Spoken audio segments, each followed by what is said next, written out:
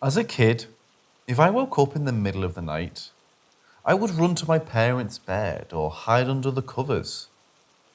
These are all the events I remember that happened to me, that I am 100% sure weren't dreams between the ages of 4 and 8. I can't remember any dreams from my childhood, and I'm very sure I was awake for all of these events as a kid. Number 1. I wake up and look around my room in the middle of the night and immediately run to my parents' bed, just having an awful feeling. I get under the covers and peek out, and what appears to be a black silhouette of a man walks through the shower curtain into the bathroom in direct view of me. It was pure black, but like the blackness moved inside of it and throughout it, kinda like flowing really, slowing like energy. He stopped and just looked at me for 10 seconds. No face, just distorted slow blackness, and proceeded to walk through the wall into my bedroom. I hid under the covers and stayed awake the rest of the night. Another time, I was already asleep in my parents' bed, when in my sleep, I started to feel heavy and couldn't breathe. So naturally, I woke up and regained consciousness and see what looks like a homeless man with an old camera sitting on top of me and smiling and taking my picture. I'm instantly flashed like it's Call of Duty and he takes off. My dog downstairs stands up suddenly. I could hear his nails on the wooden floor. He popped up quickly by the sound of it, and I start to wail my arms and call for my parents. Number 3. When I woke up one night and was walking into the hallway to go to my parents' room, I saw a figure peeking into my siblings' room.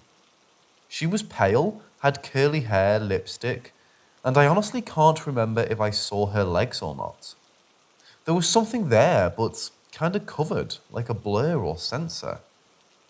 She smiled kindly and looked towards me, and I just ran into my parents' room. When I told my mom, she showed me a picture of her grandmother, and I swear it had to be her.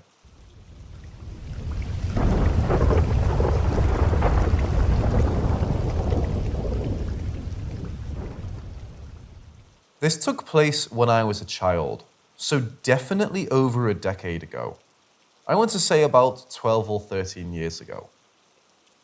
My old front door had a window, like most do.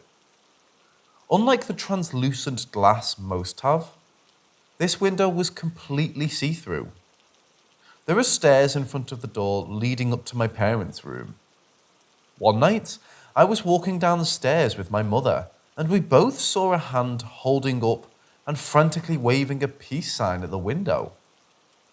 My mother opened the door, and of course, nobody was there. Looking back at it, I'd have passed it off as my child mind today if my mother hadn't seen it too. I can't remember if it was my mother who said this, or if it was my mind trying to think of something reasonable, but I recall a motion that it was a moth. I don't think this is the case, because not only did no moth fly in the house when my mother opened the door, but I know what I saw, and my mother looking around for a person confirmed it.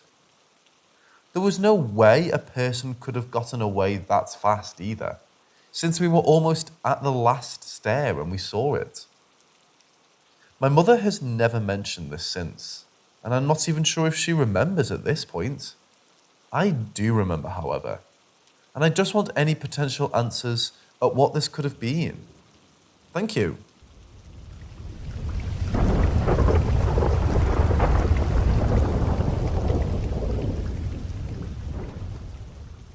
A few years ago, my friends and I were playing football at the school's football pitch, like we usually were. We were there for hours, which was nothing out of the ordinary. There were about 6 of us, and there was another separate group of about 7 or 8 people. The pitch was divided into thirds. We were taking up a third each, which we didn't talk to or anything, as we didn't know them and they didn't know us. My friends and I were at the end near the school, and the forest was at the complete opposite end, about 80 or 90 yards away or thereabouts. At one point, one of my mates noticed two people wearing masks standing still at the other end, just staring at us. The masks looked similar to the Guy Fawkes mask, but they were somewhat different. They were on the other side of the fence, so we just ignored them, thinking it was someone from the other group playing some kind of joke before joining them. However, they were still just standing there about 15 minutes later. We asked the people from the other group if they knew them or if they knew what was going on, and they said they noticed them as well, but they thought they were from our group, which they definitely weren't. They stood there for 5 more minutes or so before leaving, so everyone just sort of ignored what just happened and kept playing with their groups. We heard a scream about half an hour later, which sounded like a female scream. The friend who lived across the road called his mum to make sure she's okay and to ask if she's been seen anything. She said that she was all right, that she heard the scream as well, and was about to call us to see if we were okay. She knew we were at the football pitch playing football. So we just started playing again. Shortly after we started playing again, we heard and saw a police car and an ambulance speeding on the road outside the school. The road was on the opposite side of the school, but the school had more than one building, and you could see the road between 2 of the buildings. About 10 minutes after the scream and the phone call, there were about 5 people standing where the 2 previous people stood, and they were just staring at us. A couple of them had masks, the others didn't. Over the next few minutes, there were more and more people joining them, coming from different areas of the woods and or from the fields. Again, some of them had masks, some didn't. I think that in total, there were somewhere around 30 people just standing there staring at us. We obviously got scared, and it was clear that the other group playing football was scared too. We eventually all stopped playing, and we were just looking at them, and they were looking at us. The other group joined us so that we could all be as far away from that group as possible. We had no idea what to do. We didn't know whether we should talk to them or not, if we made the right choice by acknowledging them. We didn't know if there would be more of them coming, or if they would come onto the pitch. I forgot to mention, we weren't really supposed to be there, as we were in the 6-week summer holiday, so the school was closed and everything was locked up. However, someone managed to unlock one door and was facing the forest door, which was used if someone kicked a ball over the fence during PE. This meant that we were trapped. We couldn't get out without going through them, and we had nowhere to go if they decided to walk towards us. It felt like we all just stood there looking at them, and they were looking at us for an eternity. But it was probably only a couple of minutes. We then all huddled up and decided what we should do, and we came to the conclusion that we should call the police. Even if we would have been told off for trespassing or whatever, our safety was way more important. However, we were all too scared to call 999. As it turned out, none of us has ever done it before. One of my friends volunteered to do it, so he got his phone out and had 999 dialed up. He just needed to actually call the number. However, as he was about to do so, we heard the ambulance and the police cars driving the other way, and the people started walking away pretty much straight after the cars passed the school. We decided to wait a little more to make sure they wouldn't be waiting for us somewhere in the forest, which we had to walk through for a couple of minutes to get to the main road. Someone from the other group actually called his older brother and his mates to come and check. We waited for maybe an hour or more. After which, we decided to get out of there, to find the guy's brother. Don't know any of their names, and quite a few of his friends waiting for us. They laughed at us at first, but then we told them what happened, and they stopped laughing. Now, it could have easily been someone just messing with us, but I highly doubt it with that many people taking part. My mates and I still don't know why they were there staring at us and or what their intentions were, which probably adds to the eeriness. But yeah, this is the strangest and scariest thing I've been through in this area, where something weird was definitely going on. I'm saying was because I haven't been there in about 2 or 3 years, but I wouldn't be surprised if strange stuff is still happening.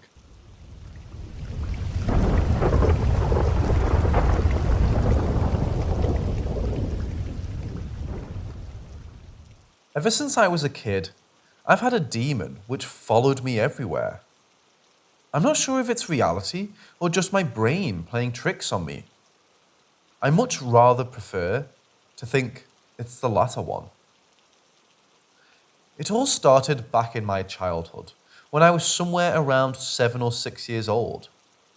We have an attic, and on nights when I used to wash my face in the sink, which is in the hallway, the demonic figure used to descend from the attic. We keep our attic door open because it's loose and it keeps on opening on its own. He's thin, unnaturally tall humanoid with slouched back and long limbs. He's all black with contrasting fluorescent green eyes. His smile is the most frightening thing about him. That's what scares me the most. He has very pointed teeth, just like some meat-eating animal. And he always walks like one of those possessed people in horror movies. You know, like bent from the back slightly and approaching like an animal. However, he never approached extremely close to me, just close enough to freak me out, and I used to snap my eyes open every time I was near the sink, washing my face at night. I've told my mom about it, and she agrees that it's most probably my damned imagination. And I totally agree with her, but I don't understand how my brain came to imagine such a thing. I've never seen a horror movie with such characters that my brain will take some ideas from. I used to imagine him a lot in my childhood days, and then there was this period when I stopped seeing or imagining him. He was gone. I forgot about him soon, until a few years back, when I saw and imagined him again. However, this time, the encounter was much more terrifying. I was at my uncle's house for summer holidays, and one night when I was sleeping alone, I felt his presence. It felt so real that I was almost convinced that my so-called demon actually exists. I have a habit of occupying the entire bed while sleeping, and while I was sleeping with my legs spread apart, I felt something climbing on the bed.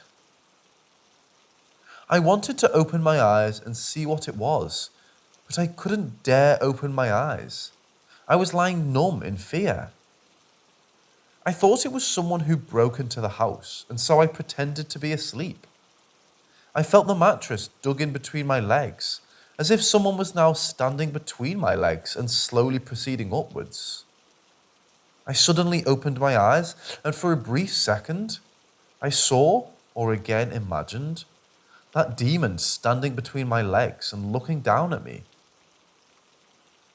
The room was completely dark, and the only source of light was the light from the AC, so I couldn't see him fully apart from his fluorescent green eyes and that creepy smile.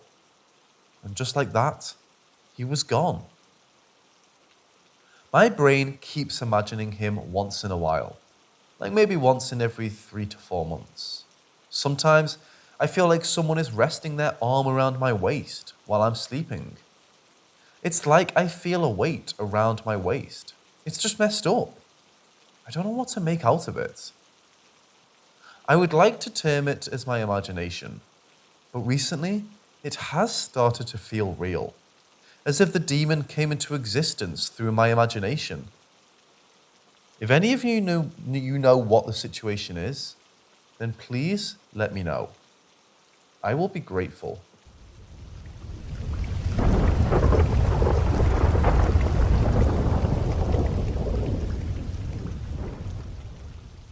I will call this even. Rip in the Matrix. Mental set and setting. We were both sober at the time of the event. Setting was my home with my girl. I'm 23 and she's 21. Nobody else home.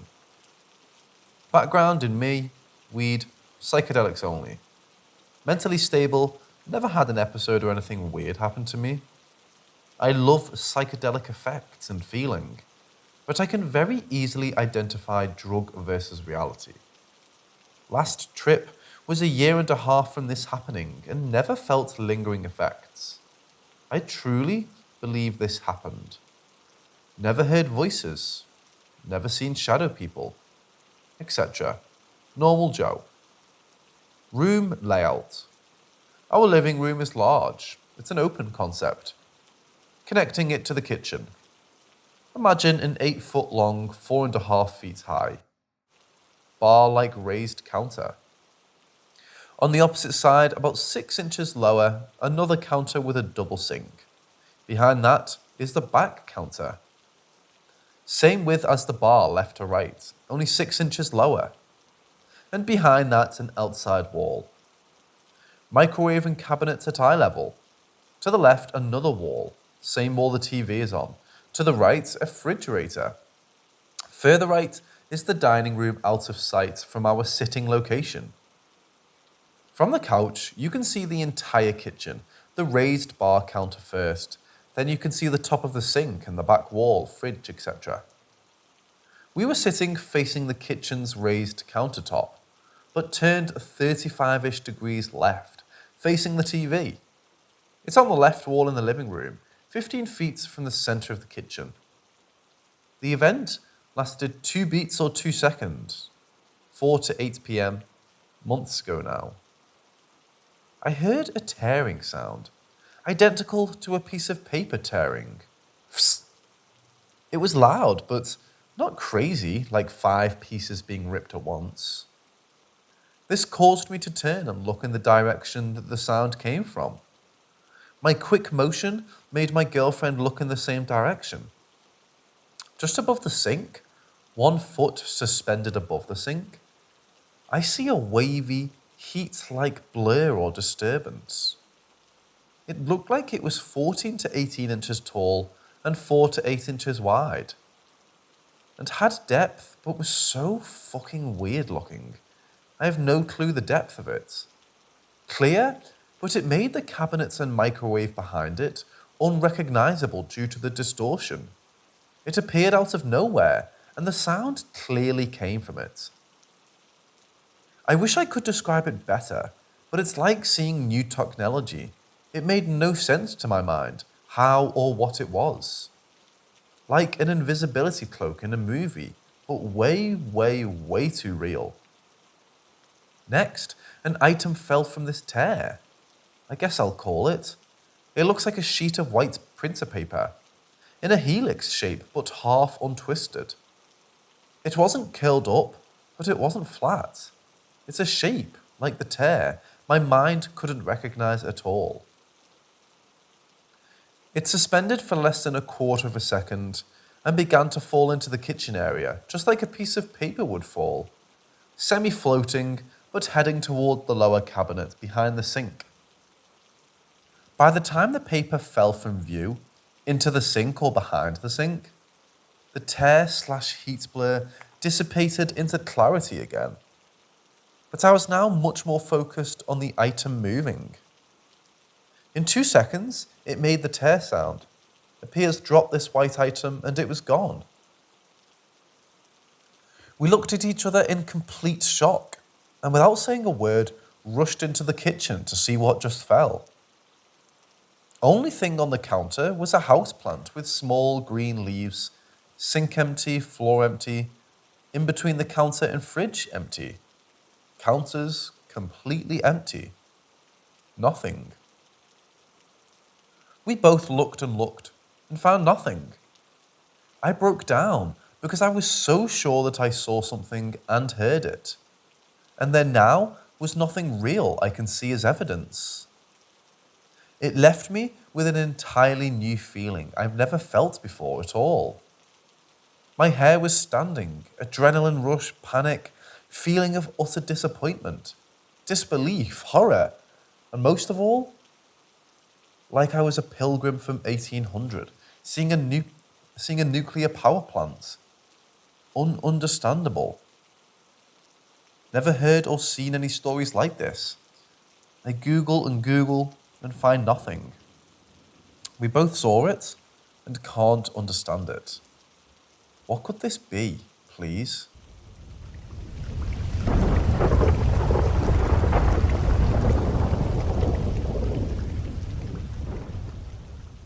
It was a cold winter in 2010 when me and my family got the news that my grandpa got very sick.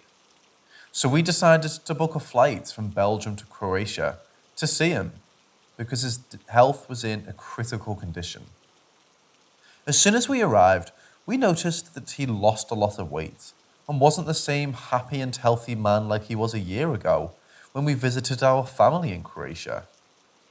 We were also told that he had cancer and it had spread throughout his whole body, from his lungs to some part of his bones. At one point, my grandpa couldn't walk anymore and his bones started to hurt a lot.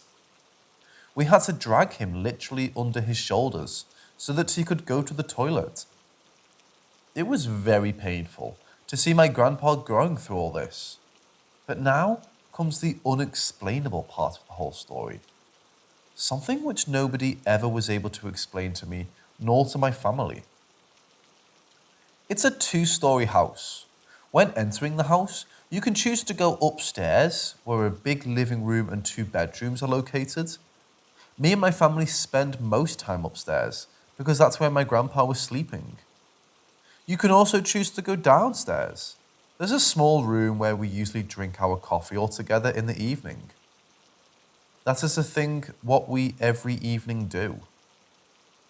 One evening, me and my mom were very tired because we had to help my grandpa with almost everything.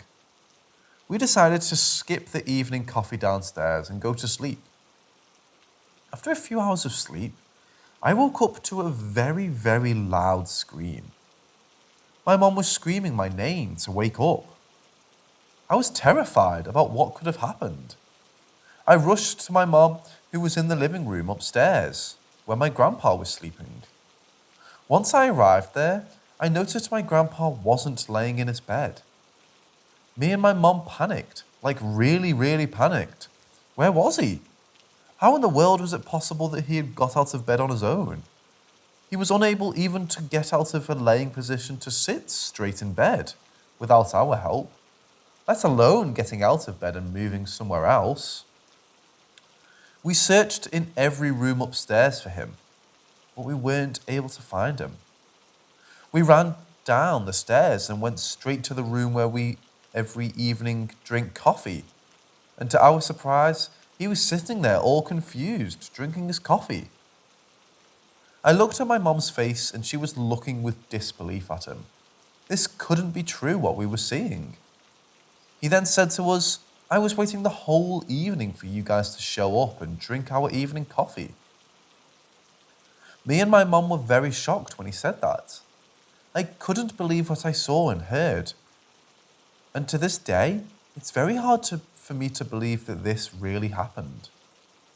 We decided to drag him under his shoulders like we always do, upstairs and to his bed. This took us more than 30 minutes because he had so much pain and couldn't walk by himself. I didn't sleep that night because I had so many questions in my head. How was he able to get out of bed by himself? How was he able to go downstairs and make himself a coffee? And how did he know about me and my mom drinking every evening coffee in that room downstairs? We didn't really speak about it, and he was sleeping most of the time. My grandpa died the next day, and I still miss him to this day. he will always be in my mind, especially this event. I will never forget it and how it could possibly have happened.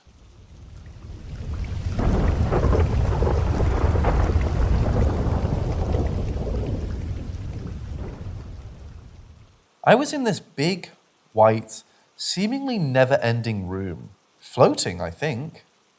There was a big transparent screen, although it wasn't a traditional screen, as it was all over the place, more like a curtain perhaps. You could turn around in any direction and would still face the screen. I'm pretty sure in this room, I decided which life I wanted. The screen contained a variety of smaller ones, each one showing small glimpses of different lives, I think. They were showing various details, glimpses of memories, family members, places, stuff like that. I remember one of the screens specifically showed this big, enormous, alien-looking metropolis, by which I was really impressed. There was this voice that guided me, a spirit guide perhaps. It was deep, warm, and friendly, and I think it helped me pick this current life. I don't remember much after that, but I'm pretty sure I got to meet with the souls of my future family. We discussed our roles in this life, etc. I had this memory for as long as I can remember. It's definitely not something I consciously came up with. I tried various methods to find out more. AP, past life readings, but the success was limited to say the least. I'm pretty sure this is real. But then again, maybe I had just extremely vivid imagination when I was a child, and over time convinced myself it was real. Any of you guys have similar memories?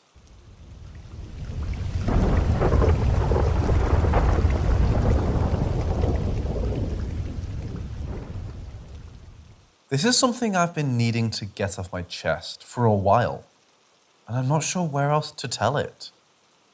A few years back, after my junior year of high school, I was working a summer job, making enough money where I could support myself for a few days if need be. At the time, my parents decided that they wanted to take a trip to the beach for their anniversary, leaving me home by myself for a week, which was fine by me. Well, the time came and they left, leaving me and my dog to fend for ourselves.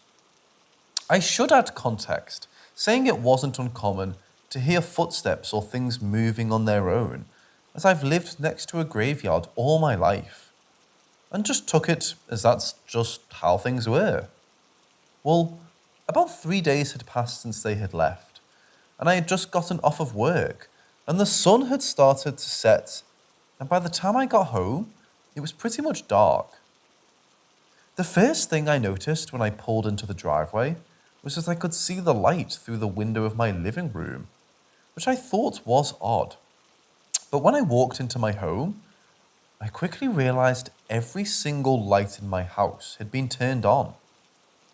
Thinking not much of it, I looked through the house and turned them off, only leaving my living room and kitchen light on.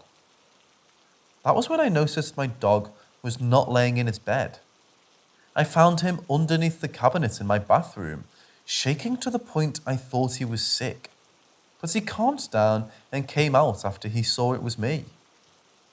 Like I said before, a little activity in the house was not uncommon, so I just thought it was a strange occurrence and shrugged it off. At this point, it's dark outside and had started pouring down with rain, but I had to go and pick up dinner from somewhere, so I went and got Sonic, and when I was headed back, I had nearly forgot about what had just happened. But sure enough, when I pulled back into the driveway, the lights were on again. But this time, when I stepped foot into the house, I was hit by this overwhelming stench. A smell so foul and pungent, it made my eyes water immediately. That should have been my telltale sign to tuck tail and run as soon as I got there, but I didn't. I sat my food on the counter by the door and went to find my dog, who was laying in the corner of the living room, seemingly stressed to the point he had puked on the floor. I quickly got him on his chain and out of the house and got to cleaning up the mess. At this point in time, the smell had only gotten worse, and I had this terrible feeling of fear that I couldn't describe. I finished cleaning the mess and realized I should probably turn the lights off, so I started in the bathroom, into my father's room, and into my room. Nothing eventful happened during these, but when I got to my mom's room, I could feel something staring at me from behind. But when I looked back, of course, nothing was there. I got out of there without turning the lights off, and when I was walking back up the hallway, I felt it again. But this time, when I turned around, I saw it. This awful, decayed or burnt-looking being was standing right where I had come from, in the middle of the hallway, right outside my mother's room. I froze in fear and just stared directly back at him. His eyes were almost human, but way too sunken back, and I could see the dark, charred skin hanging from its face. I have no idea how long it stayed like this, but eventually I tore myself back, and when I looked back over there, the thing was gone, and the lights in my mother's room had turned off. I remember just sitting on the floor in tears, just staring at the spots where this thing was. I must have sat there for about 10 minutes before sprinting out of my house, grabbing my dog, and staying in my truck the entire night. By the time we went back, the sun had come back up and things were normal. I've never mentioned this to anyone, and I probably wouldn't have. But I saw it again yesterday at a quick glance while doing the dishes. It was standing just a few meters from me, behind the table, but it was gone as soon as I blinked.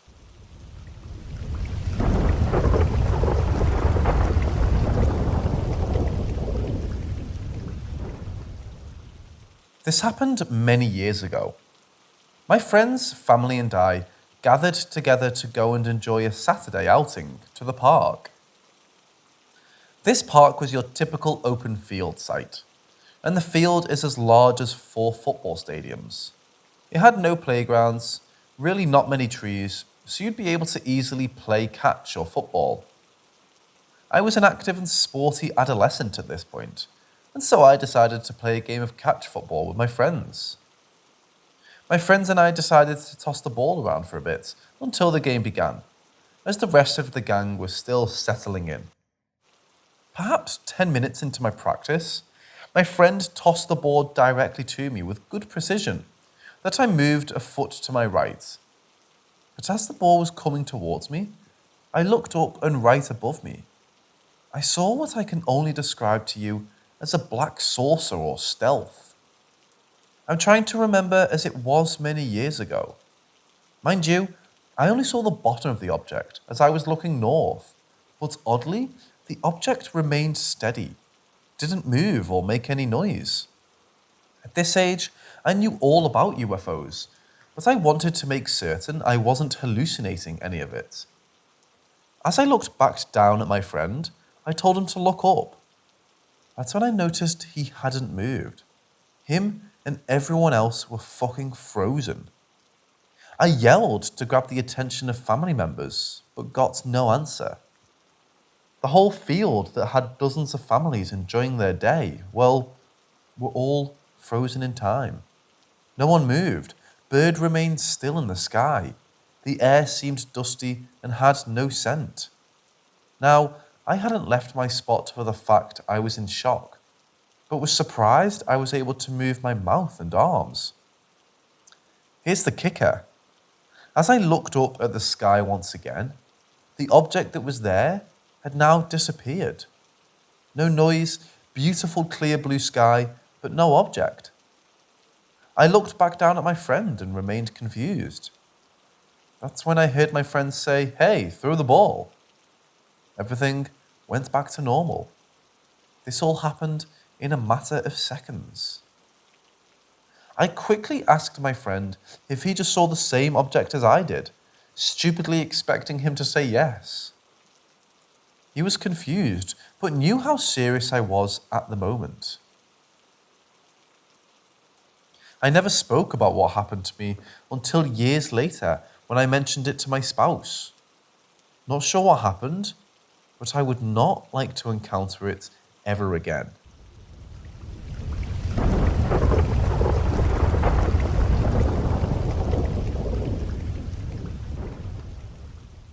This happened about 2 years ago. My eldest sister was staying with me and sleeping in the room across the hall. The room across my sister was staying in wasn't huge by any means. When you walked in, the light switch was by the door and it was about 3 steps to the queen-size bed, which took up most of the room. It was about 4 or 5 feet from the end of the bed to the wall, but there was a vanity and some shelving, so there wasn't a lot of floor space. We go to bed and my sister looks very disturbed and shaken the next day. She said she awoke in the middle of the night and got up to go to the bathroom. She stood up and reached out for the wall and light switch, and there was nothing there. She kept walking and reaching out, but it was dark and there was just nothing. She found the bed again and walked from the end, but the same thing. She said she had walked 20 or 30 steps in each direction, and there was just nothing. I've slept in that room many times, and there's a window that lets in street light, but there was none of that from her description. She had been in pitch darkness. She sat on the bed for a bit, since it seemed to be the only thing, freaked out in the dark, and when she tried again, she found the wall and light switch right away. She slept with the light on for the rest of the night. In another story in the book that was right after this story, in the book, it was seen as the same phenomena, being Pixie-led. A teenager was walking across a field not far from her house, and it just seemed to go on forever and ever. Even though she had been through the area hundreds of times, it was like it was much bigger than it had ever been. To get out of the situation, a person is supposed to put a piece of clothing on inside out, a lot of times socks, pull their pockets out, or look through their legs to see past the illusion. The girl eventually did one of these things and was freed. Supposedly, this is a sign that one has been pixie-led or glamoured by fairies. Just an interesting alternative theory for a strange situation that many people have experienced. It reminded me of a lot of stories I have read on Missing 411 as well. When I read about this, I told my whole family about it and about how to get out of it, just in case one of them ends up in the situation again. Another thing, I was talking to my sister again and she shared a detail I had forgotten from the day this happened. When she was wandering around the room for a long time, she eventually ended up touching some kind of fabric that seemed to be hanging. There was one window in the room without a curtain, hence the weirdness of not seeing the streetlight through it, and nothing else hanging on the walls that could have even remotely been mistaken for fabric. She said it was soft and velvety, and it was all she could feel. Nothing hard behind it, no walls as she followed it. It freaked her out enough that she went back to searching the space. When the space went back to normal, there was nothing like that in the room that she could have mistaken. I often wonder what would have happened to her if she had tried to go through the fabric.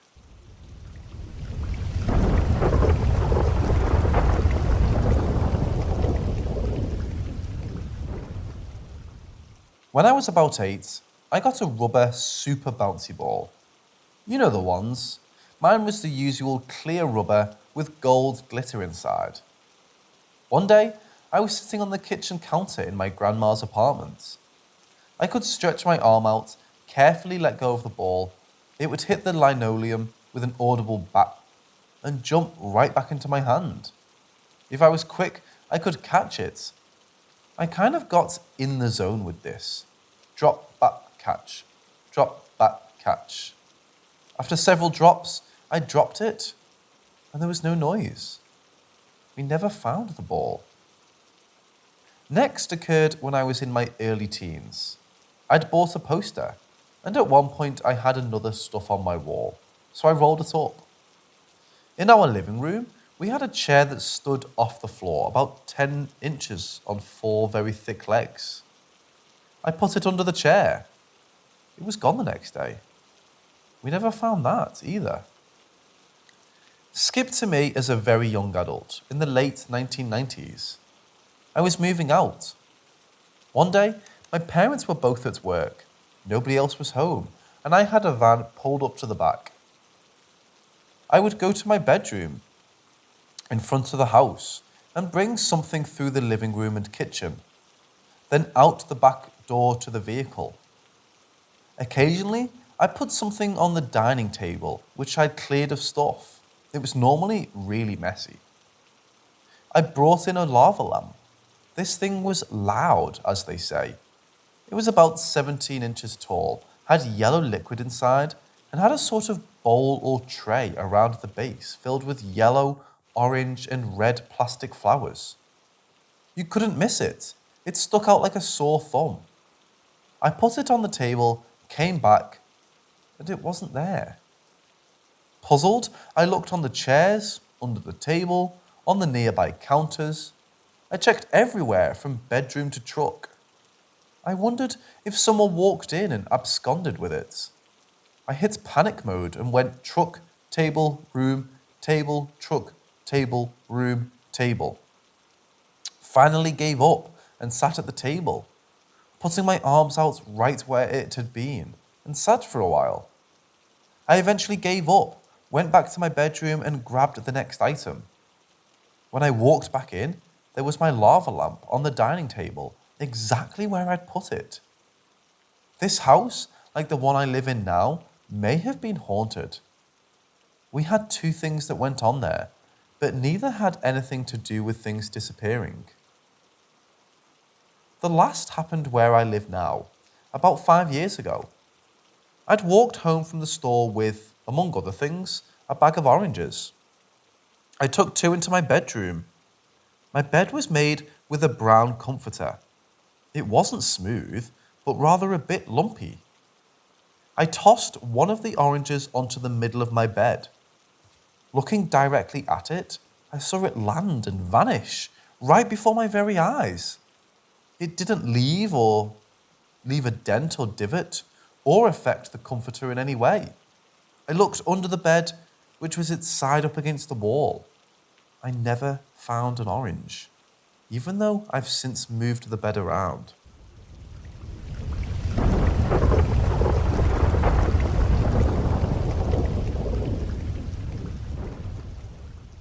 Through therapy and medication and meditation, I've been able to look back on my past without shutting it down from fear. My sister and I had a traumatic upbringing. I know abused children survive through escapism and imagination, which was our case. It was helpful when this was explained to me by child specialists and therapists, as some of the experiences felt terrifying. Something happened to me this past year that has inspired me to ask others about a few experiences that I was never able to fully let go of as childhood coping skills. I would love to hear what you think. I'll start with the most tangible. My sister and I had just been dropped off home by the school bus. We ran inside to catch our favourite cartoon, like always. As we start watching, a loud thud hits the window. Then another, followed by a few more, hitting the sliding glass door to the backyard. The sky became dark, and we saw they were black birds, all circling our backyard, blocking the sky. I don't know for how long it lasted, but the memory stuck with us. I always thought it was some weird bird migration, or maybe something was in our backyard they were interested in. If there's a simple explanation, that would be great. Now to the figures we saw. This also happened in the same room with the birds. We shared a bedroom, and would often sleep with the TV on, being too scared to sleep in the darkness. Just as I was falling asleep, I saw a figure standing right in front of me by my bedside, looking down at my face. The best I can remember, the figure seemed like an older woman. She had no discernible clothes, and there was no detail in her body. The whole figure was the same greyish colour except for the eyes. They were completely black, like no iris or white part, just black. I had never felt such confusing fear. I pulled myself under the blankets and couldn't scream. I tried to wake my sister up by nudging her, but she was out. I peeked my head over the blankets, and she was still standing there looking down at me. I returned to the blankets and finally waked my sister up. The figure was gone, and I ran so fast to my mom. She checked the room for me and slept in our bed that night. I've explained this away, thinking it was a different type of dream I had never experienced before, or that maybe the TV light created a figure in my mind. My sister one day ran into the kitchen with wet hair in a towel, terrified. Some background here. My little sister had really bad night terrors. The times where she sat up, pointing at nothing in the room, screaming, were the worst. My mom and I tried to console her as she explained. After taking a shower, she went to turn the lights on in the bedroom when a robed figure began gliding towards her. She describes not seeing any detail of her body and only seeing the white robe. She explained to me that she knows the difference between night terrors and waking reality. I believe her. Growing up, we had a few scary religious people tell us we had powers and stuff about demons. Part of our abuse was through our family's church. When our mother came to them asking for help with our father, they ignored her and made her to blame while protecting my father. Both sides of our family sided with the church and abandoned us. My sister never brought into religion, while I still tried to hold on in my younger years. My mother tells me when I was around 4 years old, I told her something that kept her spiritual, even after her church abandoned us. My mom was driving with my little sister and I in the back seat. I calmly told her a glowing man sat and talked with me. He told me everything would be okay. I love this idea, but understand I could have just randomly blurted out something I heard. Who knows, but it's the only memory I like out of these. One night, we went to a sleepover with some friends from school. It was the first time staying at one girl's home and meeting her mother. Her mom ended up being the type of religious who believes in demons and locking them up in cages through prayer. That is way too much for us. She had us in a prayer circle. We were all holding hands on the floor, my sister to my left, with friends to our left and right, and the mother across from us. As she's praying, we close our eyes. I began to feel pressure on my back, like a hand, but without feeling any physical mass to it. Just the pressure, if that makes sense. I started inching in, scared, and then feel my sister to my left is doing the same. I kept feeling the pressure on my back and started pushing against her to get her closer in, feeling frustrated even. My eyes were squeezed shut until after the prayer was finished. After the mother left for bed, I started saying something to my sister about being angry at her for blocking me from getting in closer when I was scared. She was angry right back at me for doing the same to her. We then realized we may have experienced the same thing. One of the girls was smart enough to separate us and have us tell what happened. I told 2 girls, she's told the other 2 girls. Our stories were the same. She had experienced the same thing and was pushing in closer to get away from whatever it was. The strangest part, my sister's eyes were opened. She had stopped closing her eyes in prayer a long time before that night, so it wasn't out of the ordinary. All girls were holding hands, nobody got up, and even if they did and she somehow missed it, we would have heard them. After we put it together, we were all shocked. The mother's daughter looked at us wide-eyed and ran to her mother. Her mother sat us down and told us we had powers. She talked about demons and angels and honestly freaked us out. That night, we didn't sleep at all. We rarely got good sleep growing up from being scared though. The other girls eventually fell asleep. Even though I'm thinking, how did any of them just fall asleep after that? Wasn't this crazy? My mom was so mad when she found out. She'd been working hard to keep us away from scary things, and then that happened. That scared us for a long time, and nobody seemed to understand how real it was for us.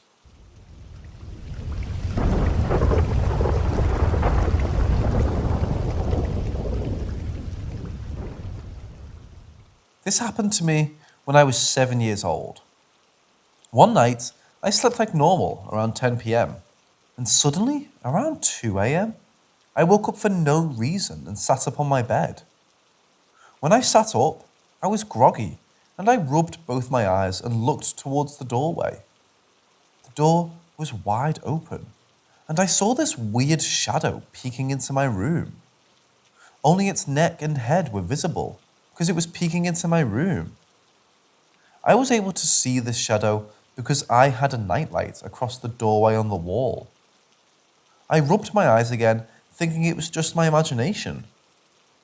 As I stopped rubbing my eyes, I opened them again and I looked towards the doorway. I saw the shadow face still there, but this time I stared longer at it and made out horns that curled outward on its head. I couldn't make out any facial features, just all black like a shadow. As I kept staring at it, I couldn't even make out its eyes. Everything was black. I freaked out as I continued staring and yelled for my mom as I covered my face with the blankets. As my mom got to my room, I cried, telling her I just saw the devil in the doorway. She obviously said it was nothing, but I know what I saw. I never saw it after that, and even now, typing this up gives me chills to remember what I saw that night.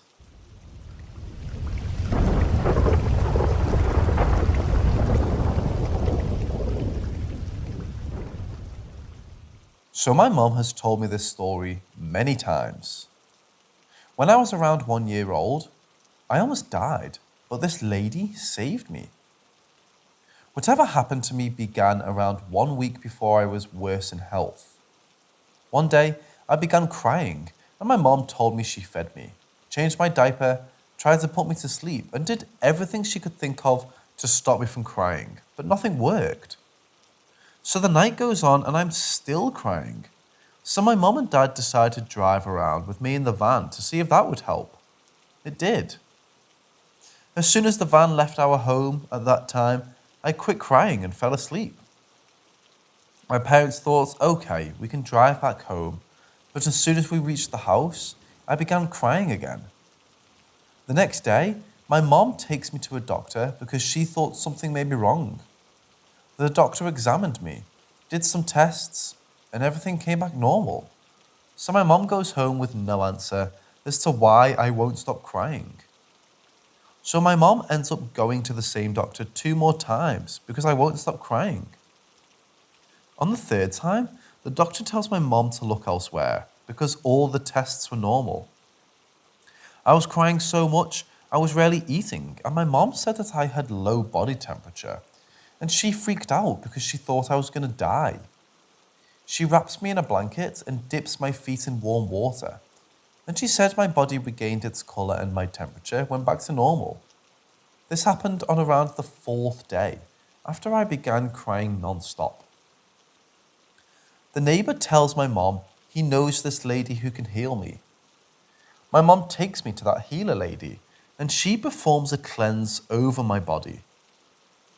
My mom said the egg kept slipping out of the lady's hand as she was performing the cleanse, but eventually she completed the cleanse and told my mom that somebody had tried to curse her. Years go by and my mom finds out her cousin did witchcraft on her because she was jealous of my mom's success in her business her and my dad started. After this incident, my mom said I never cried again when we reached home. As an adult, I've thought of reasonable explanations to why this happened to me. Obviously, I wasn't there, but if what the healer lady said was true, then the witchcraft may be the only answer.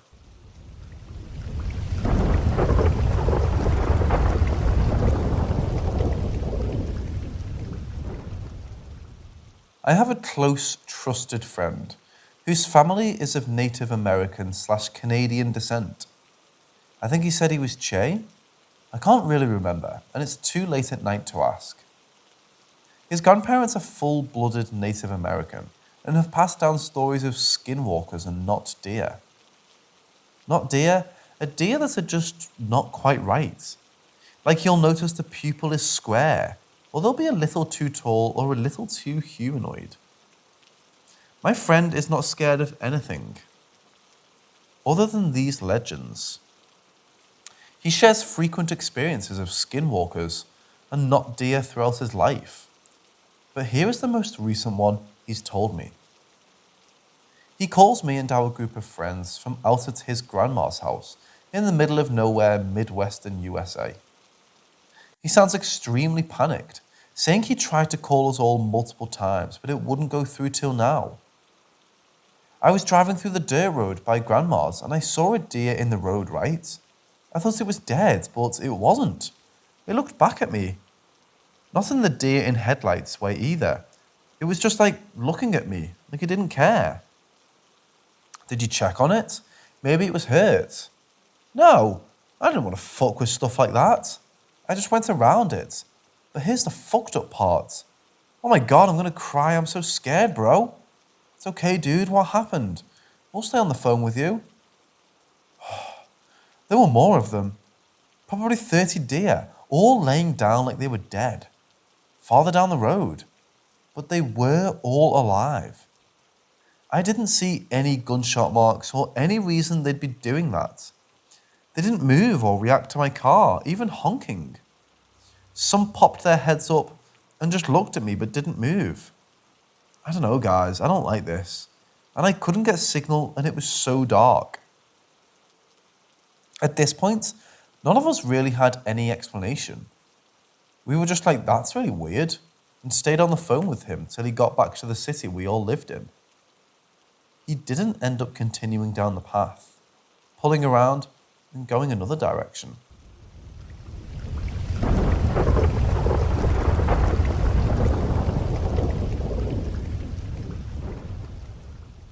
A few months ago, my mum went to a spa. We're neighbours, so most nights we'll have a little hangout together, have a catch-up, etc., under the night sky. Me and my mum have always had a fascination with aliens, UFOs, etc. Her having a first-hand experience when she was younger, something a little wilder than this, but that's another story. But the first time we saw these lights was still insane to experience firsthand. Now, it's a nightly thing. I think there's only been a handful of times we haven't seen anything. So let's get into it, because I'd love to know if anyone else has had the same sightings. When we first noticed these distant, bright moving lights, I said, it's probably a satellite. That's until they started doing maneuvers. We were shocked at how fast they were moving, often slowing down only to quickly zip forward or backward, sometimes in a zigzag motion across the sky, often small but exaggerated, occasionally very wide movements up and down. On one occasion, we saw two light sources almost chasing one another, occasionally speeding up and doing complex maneuvers, darting across the sky, disappearing then reappearing, I would have continued to shrug these off as satellites if it weren't for their speed, movements, patterns, etc. On one occasion, I spotted one that seemed to have multiple light sources. This will be hard to explain, but almost as if I had multiple lights all around it that would turn on and off in different spots. These lights were still far enough away that they could be shrugged off as stars, but the movement of the lights on and around it was still noticeable, even without my glasses on. I know this isn't anything wildly out there, but I'd love to hear if anyone else has had similar experiences.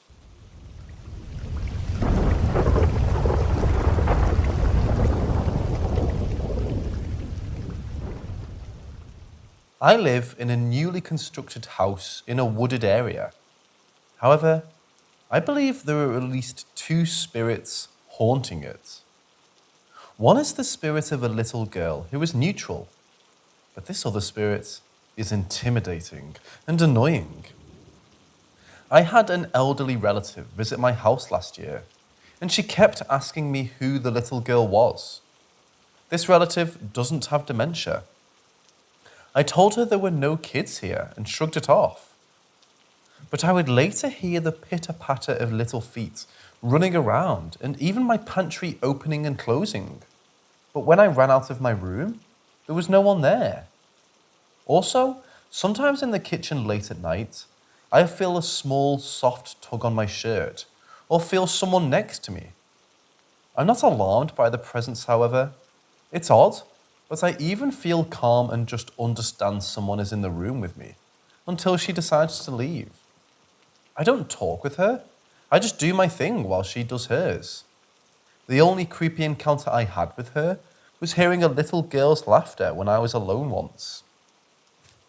But there's another spirit here too. Periodically, I'll hear what I can only describe as a malicious munchkin-type laugh very early in the morning in my room. It only seems to happen between 3 to 6 a.m. and only when I have all other lights out and my room is pitch black. Due to this, I always leave some light on and even play white noise when I sleep. But last night, my light and white noise machine got turned off by a storm. I woke up hearing that evil helium-voiced laughter by my pillow. I jumped upright and the laughter intensified. Whatever it was then poked my leg like it was trying to annoy me. I turned a nearby flashlight on and it all stopped. The power then came back on, and I went back to sleep with the light on.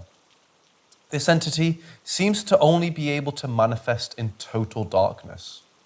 When my room or my office has the lights out and I pass by late at night, I feel something in there, something malicious, something watching me in the shadows.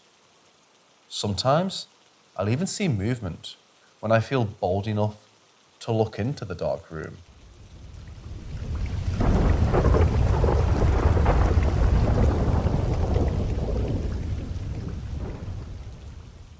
So, when me, my brother Arthur, and my mother moved into our new house about a month back, I was very ready to have some ghosts. However, it's usually just me, and also my friend Lena. Me and him bond over our weird paranormal experiences. Who has the spooky stuff happening? Back at the condo I used to live in, which is now more of a second home because I still go there a lot to be with my dad, my mom, who literally practices witchcraft, didn't believe me when I said the place had spirits. It's usually pretty directed towards me. It was always me being the one experiencing weird things, with the exception of whenever my friends would come over. Arthur and my parents never felt it. So, what's really weird about the new house is that the majority of the happenings have been to Mom. Now, keep in mind, for reasons I won't go into because it's not relevant, I tend to take everything Mom says with a grain of salt. However, it's not just them. It's them and their friends. I have had one thing that I will discuss later, but it's mostly just them and their friends. From what my mom has picked up, There are two spirits, an old lady and her pet. The old lady, thankfully, is a helpful spirit and has helped out Mom on numerous occasions. Before we were fully moved in, Mom and a friend, this friend is the mother of my two friends Blake and Shayna, were at the house, just unpacking and whatnot. Something happened and Mom needed a first aid kit. But of course, it was packed away somewhere, so they were going to have to go find it. They heard a thud in the garage where all the boxes were, went in and saw the first aid kits on the floor. Keep in mind, it was in a box that was on the ground, facing up, so it couldn't have just fallen out.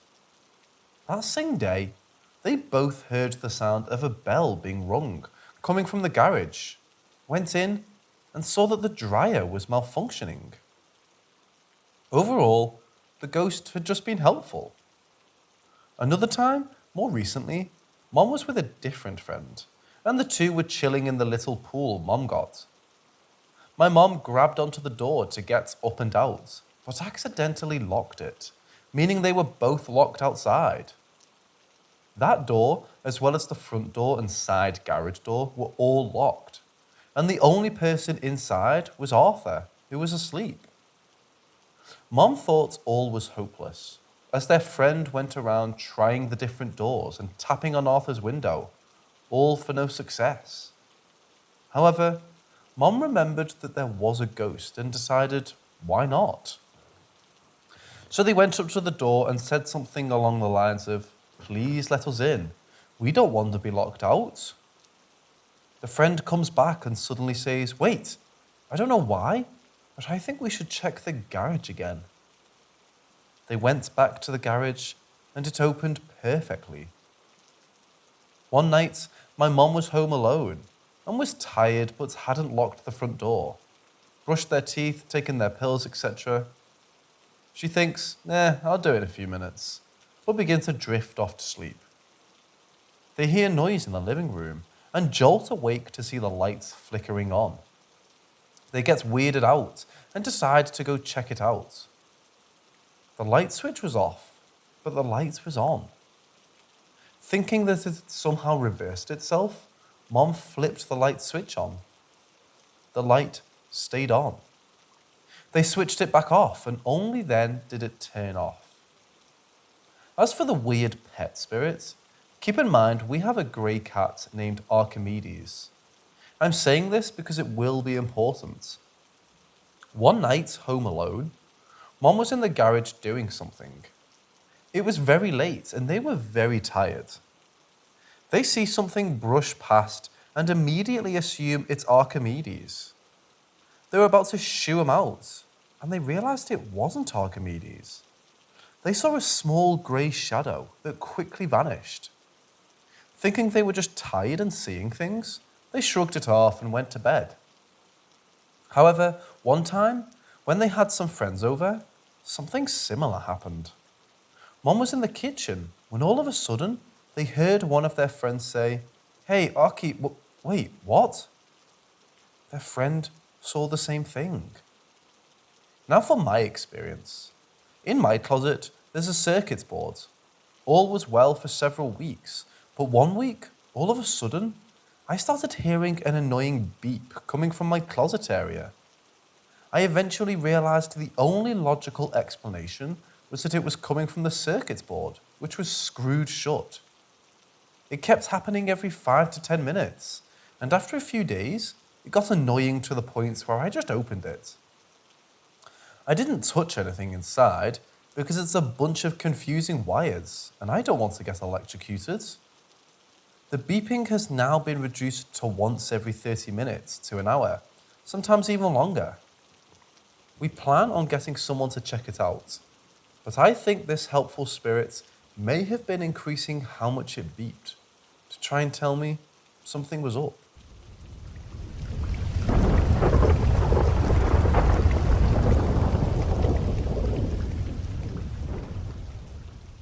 A night or so ago, I was in my room at my Tsar's house when I started hearing slightly sus noises outside my side window.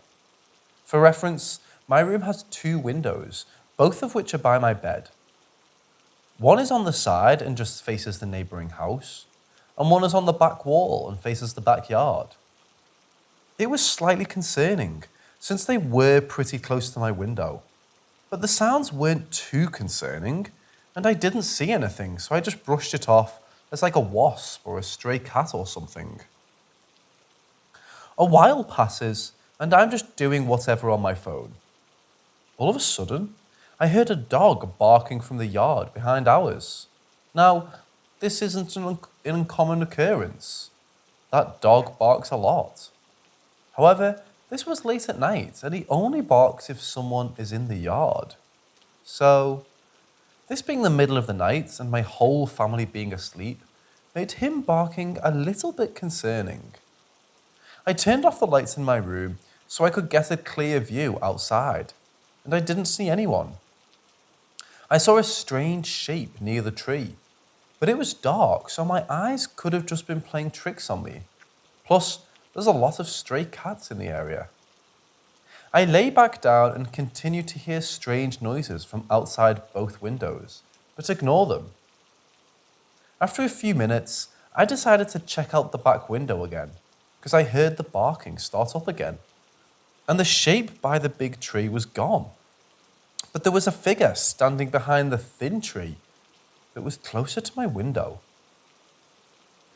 I don't know who or what it was, but I freaked out a bit. My blinds were already down, so I took the opportunity to circle the house to lock doors, just in case it was a person who wanted to break in. A few minutes passed, and the barking died down again. All of a sudden, from the side window, there's suddenly a lot of light, and then it goes dark again. The way the light was led me to believe it was just a car, but A, I would have heard it if it was a car, and B, the angle of where the light was coming from wouldn't make sense if it was a car. Also C, there was no car parked when I peeked outside. There was also at no point a person at that window, so it rules out a stalker with a camera. No one broke in and nothing else came of it, so I genuinely don't know what the hell happened, but it was definitely freaky.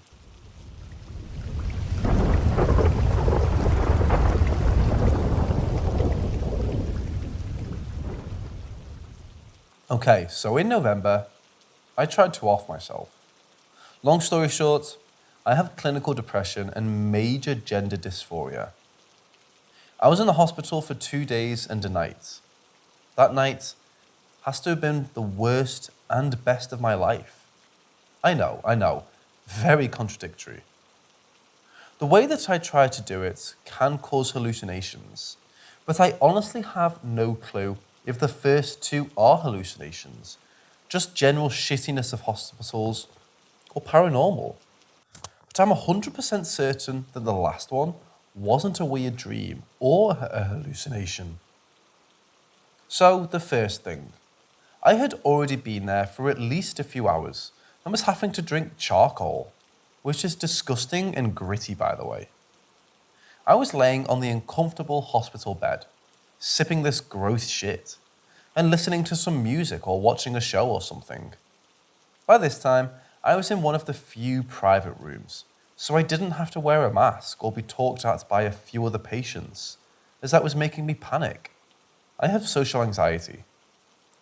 The washroom was connected to my room by a door that was a meter or two away from my bed on the right. A small table and a counter to the left, along with one of the machines they had me hooked up to. Not the IV though, I can't quite remember where that was. The washroom door was closed, and I wasn't looking at it, because why would I? You also have to understand that this door was the loudest thing, and I'm really sensitive to sounds. So, this door creaks open as slow as fucking possible, in the loudest way possible, making me jump and disconnecting one of the pad things attached to me.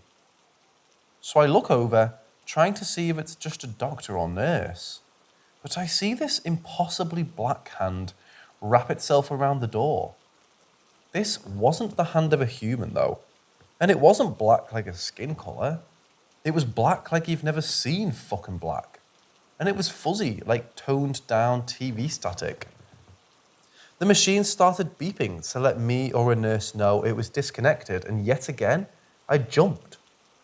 Looking back at the door, I saw the hand slowly slip back and drag the door with it. The second thing, I'm pretty sure this one's a hallucination, as it's the same thing I've seen when I've had sleep paralysis. So I was up pretty late. It was probably 1 or 2 a.m. I was listening to music fairly loud on my headphones, time warp from the Rocky Horror Picture Show to be exact, and I noticed that the light in the room was off. So I looked around to see if a nurse or doctor had come in to turn it off, because they did that before when they thought I was asleep, but no one was there. Except for this motherfucker in the corner. It was a 7-foot-tall guy with owl wings, a skull for a head, frog legs, and beetle antennae. After a few minutes, I like to call him ballsack to make it less scary, started to blur into the wall as he usually does. The other times I've seen him, I was paralyzed, so I think this is just a weird hallucination. And last but not least, I think I met a god.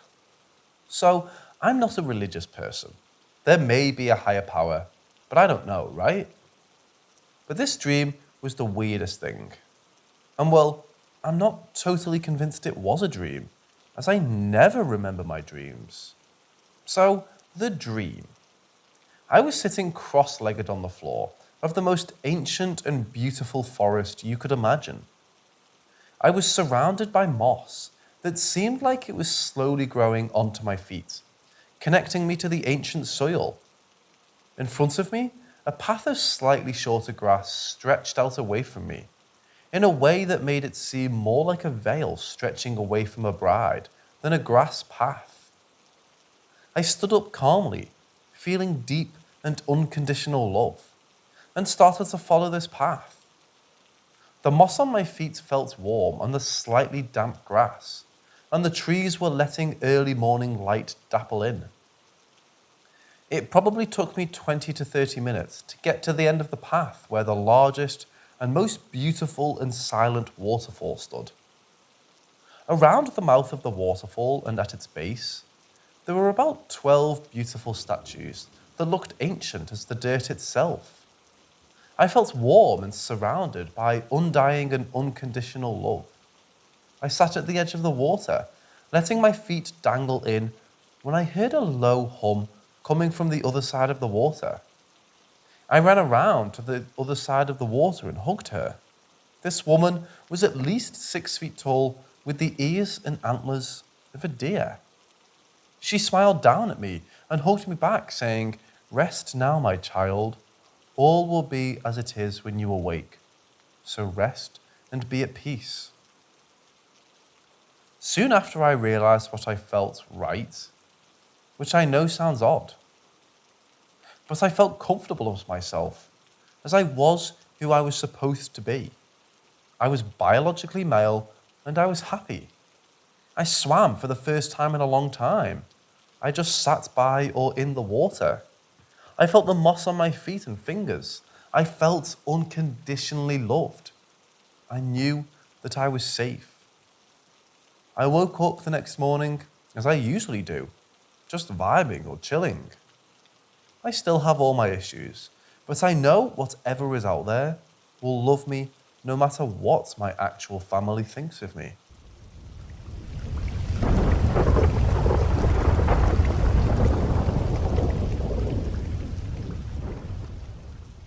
I'm an avid gardener. Earlier in the season, I got a tray of 6 romaine lettuce starts from the hardware store. I planted them in 2 columns of 3 in my green section of my garden.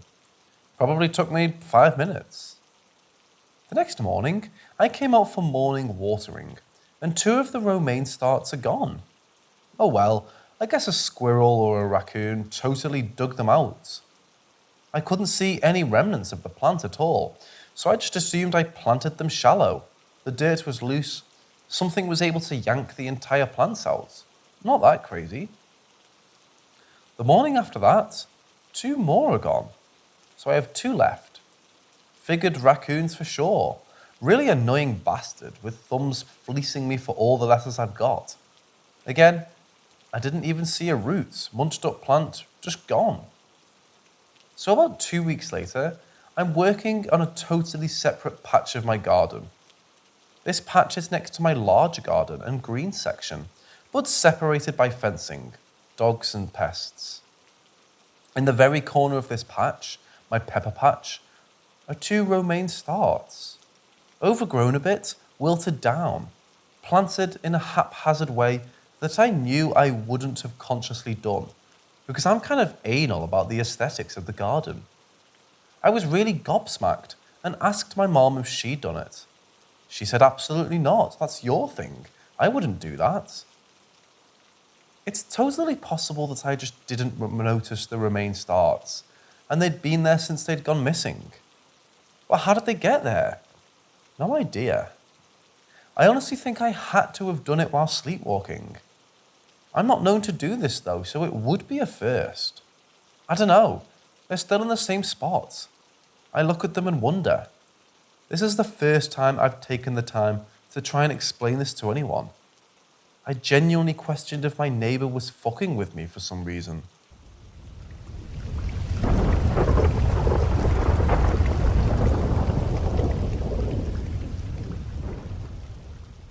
In northern Idaho, deep in the Rocky Mountains, there's a cabin that runs a cattle ranch. Chris's brother knows the owner and invited Chris to spend a weekend up there for some hunting and hiking. The brothers gathered their supplies and a few of their best pals and took off to the mountains. As they were driving up the winding Idaho roads, his brother issued a cryptic warning. Sometimes the cattle escape into the woods and need to be tracked down.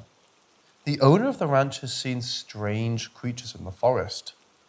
I'm not messing around. Everyone laughed and didn't take the warning seriously. Within the hour, they had arrived at the cabin. On the second day in the mountains, Chris decided to go on an afternoon hunt with one of his friends. They drove down a backward into the forest until the road ended a few miles from the cabin.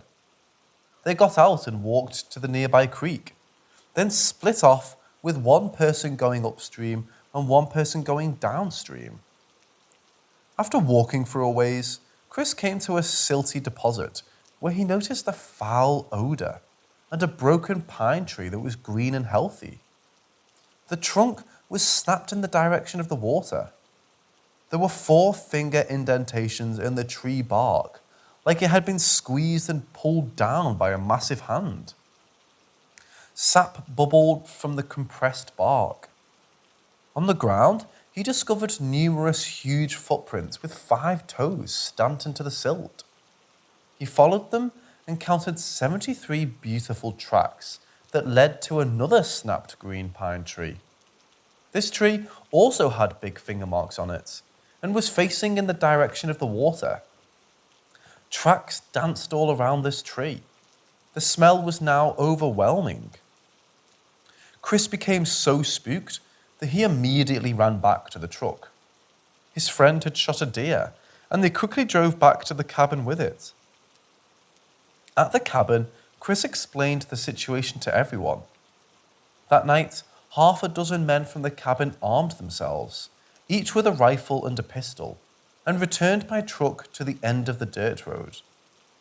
They parked the truck facing the creek and then walked on foot to the edge of the water. It was a moonless, starry night, but the horrible smell still lingered. The band of hunters waited and at one point howled into the night, calling for the creature. Chris thought he could hear something moving in the forest, but the creek was too loud to be sure. He decided to walk alone upstream and into the woods to get a clearer sound. He could hear that there was definitely something big making its way through the pines. He ran back to the hunters and warned them that something was approaching.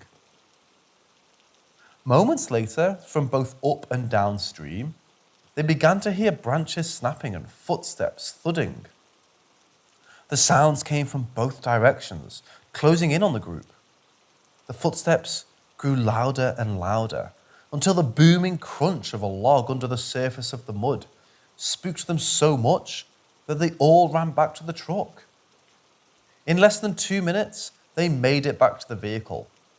The moment they fired up the truck and turned on the headlights, they could see 2 massive bipedal hairy creatures moving up the creek in the location they had just retreated from.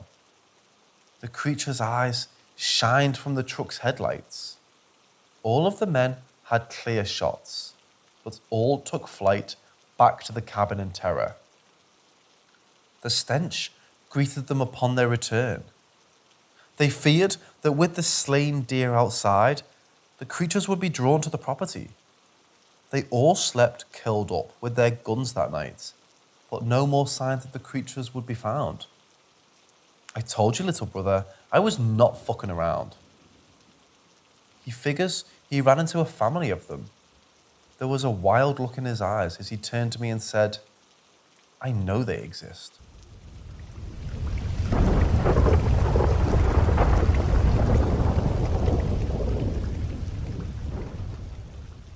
I've been going to my local barbershop for a year or so. There's only one guy, who's the owner. He hasn't changed or had anything weird around him. I see him often in the area. Over the last 4 or 5 times I've been there, there's been a lady who is Cypriot and an older man in his 70s who I'm assumed is related to the other two due to him also mentioning Cyprus in his barber chats. I've had many conversations with them both, the lady and the older man, and they both know how I like my hair done. So imagine my surprise today when I go in and there's the owner guy, a lady and an older gentleman. Now, the owner guy was the same one. The lady and the older guy, however, were different. The lady referred to the older guy as uncle at one point, which threw me. The original older guy used to take forever, but did a great cut, same as this guy. However, the lady and older guy were different, looked completely different, yet had the same style of hair, clothes, etc. as originals. The older guy then asked me, number 1 on the side as usual. Honestly, I've never been so confused. They aren't the same people, I know that for a fact. Yet they both behaved as if they had met me before. I've always been good with faces, and even bumped into someone 4 weeks after in a London club after seeing them on a stage in Gran Canaria. So I know I'm not being silly. It's just strange, so strange. I can understand family-run businesses, but to have one uncle and niece as a pair of barbers from Cyprus, then have another pair from Cyprus come into the same shop? I don't know.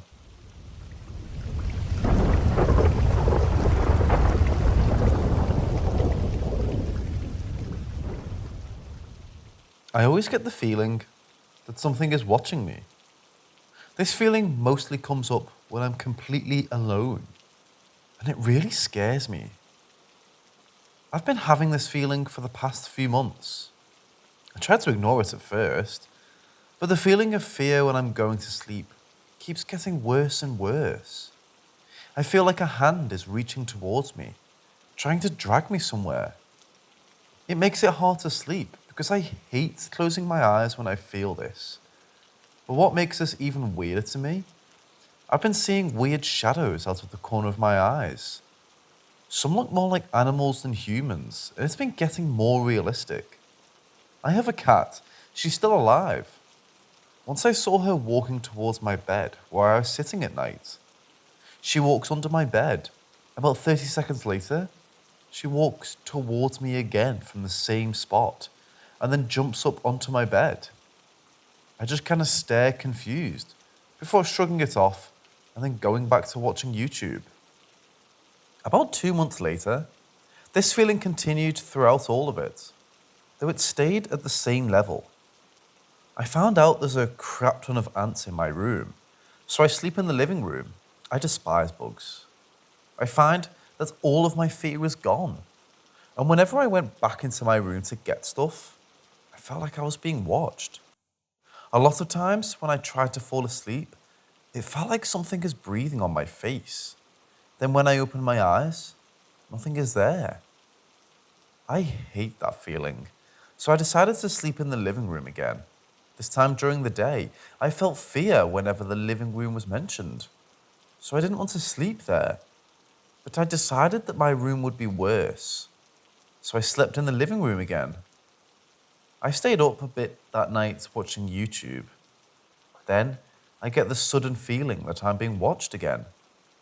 I look at the windows, no one is there. There's no windows in my room. I put on some calming music and I lay down. I blink and my phone is plugged in and it's morning. I've no memory of plugging it in. I asked my family members if they did it. They didn't. At this point, I don't want to be in the living room. The ants are gone, but I still had a bad feeling when I went into my room. So I stayed in the living room again. When I'm setting up my air mattress, I walk past the hallway and I see a human-looking shadow standing in the darkness. I try to get a better look at it, and it's gone. I finish setting everything up. I look out the window and there's the same shadow. It doesn't go away. I get a bit scared, but then I realize that it's outside and the doors and windows are locked, and it's probably not even real. So I go back to watching YouTube because it helps me fall asleep. I then felt like I was being watched again. I look around and I see the shadow lunging at me. It surprised me, but I didn't feel that much fear for some reason. I was just surprised. I go back to watching YouTube, then I fall asleep. I wake up at 3 a.m., then I fall back asleep. The next morning, I wake up and I get ready for school, only to wake up again in a small village with my friend. Then I wake up again, and everyone in my family is mad at me. Then I finally wake up, and this time I pinch myself to make sure it's not a dream. I was awake for real. I'm not sure if these dreams or these feelings are connected. The shadows scare me, as I don't know what I can do. Does anyone else get this feeling? What can I do to get rid of it?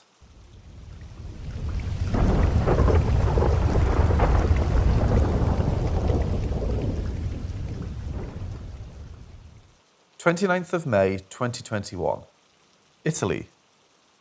It started as a usual weekend. I was at a friend's home with other friends, drinking something, chatting and playing games. When it's summer, sometimes we decide to go outside for a walk. It was night, around 11:30. Cloudy, but you could still easily see where you were going. We live in a countryside place, but not too far away from the nearest city. It's the typical Tuscany landscape. Anyway, we take the usual dirt road that is in front of the house. As we walk down this road, a friend, let's call them M, goes a bit further than us, and another friend that was with him comes back to us saying that he lost him in a matter of seconds. How? From this point, things got creepy. We started searching with torches. Maybe he fell down the side. We call it, but nothing. We arrived at the end of the road and still nothing. He'd vanished. The road is around 200 meters. Plain and with a dead end. How can someone disappear? Fine, maybe he came back home, we thought. So half the group backtracked to home to check, while me and two other friends remained at the dead end. Later, we get messages that he's not at home. So we too started coming back. When we've nearly arrived, M reappears from the road, running towards us. At first, he thought that we made up some kind of bad joke on him. But no. He then explained what happened from his point of view. As we all saw, M was just walking by himself a bit further than us. When he reached the dead end, he realized that we weren't there behind him anymore. No torchlights, no voices, nothing. From his point of view, we were the ones that vanished. So he too backtracked to home, but there was no one there. So then he came back to the dead end, doing the same road from start to finish. 3 fucking times. And nothing. We live in this place. We would know where we are with eyes closed. There are no roads similar to that nearby, and it's literally impossible to miss each other on a straight, plain road. So how did all this happen? We thought about it all night, searching for some kind of explanation of what we just witnessed. But how can you explain this?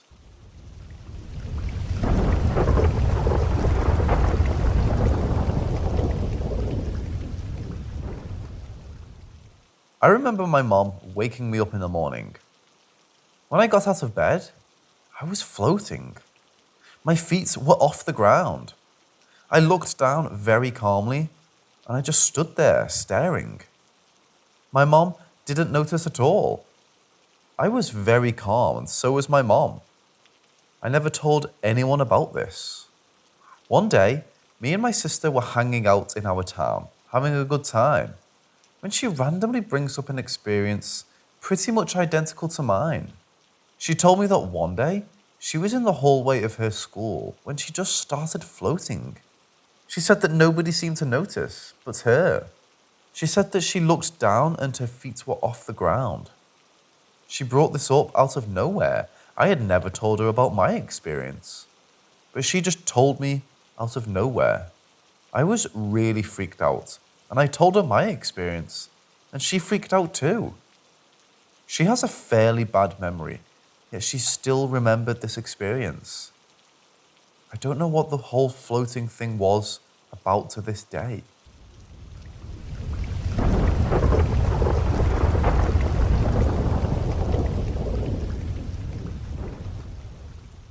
I remember when I was younger, I used to see my family members, but they were transparent and in my room in the middle of the night. Let me explain. So the first time this happened was a while ago. I had just woken up from a nightmare, and I saw my mom smiling sweetly and stroking my head. I fell asleep as if nothing had happened, and when I woke up, it occurred to me that she was transparent. I couldn't feel the contact between her hand and my head either. I had initially thought that this was just my brain hallucinating, until an experience that freaks me the fuck out, even to this day. It was a calm night, but an extremely fun day. I had a wonderful day spending time with my dad. These experiences where I was seeing my family members in the middle of the night, but transparent, freaked me out. They had already happened multiple times before. Like I said up top, I initially thought that it was in my head. Anyway, back to the story. I was in my bed reflecting on my day and thinking how much I missed my dad. This was right after my dad tucked me in wearing a blue shirt. This is important to the story. I woke up in the middle of the night and turned towards my door. My dad was standing in the doorway, but the door was wide open. I always close the door before I sleep.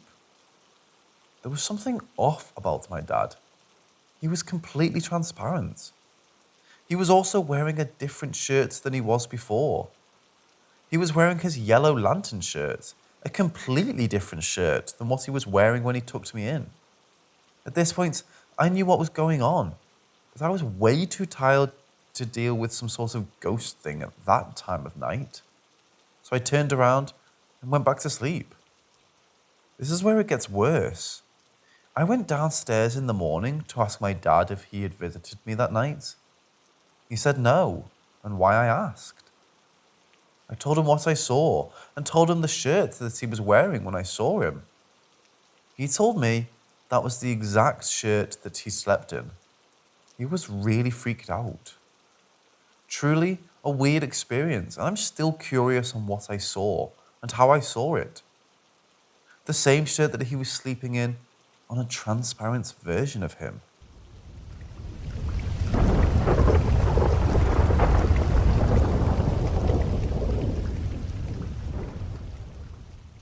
To this day, I remember the day as a baby I became conscious And before I could even talk, I remember thinking, where am I? I remember dreams from my childhood, like they were yesterday. Dreams I've had many years ago will continue to this day like a story. My brother passed in 2010, and the night it happened, I was visited by a spirit that told me.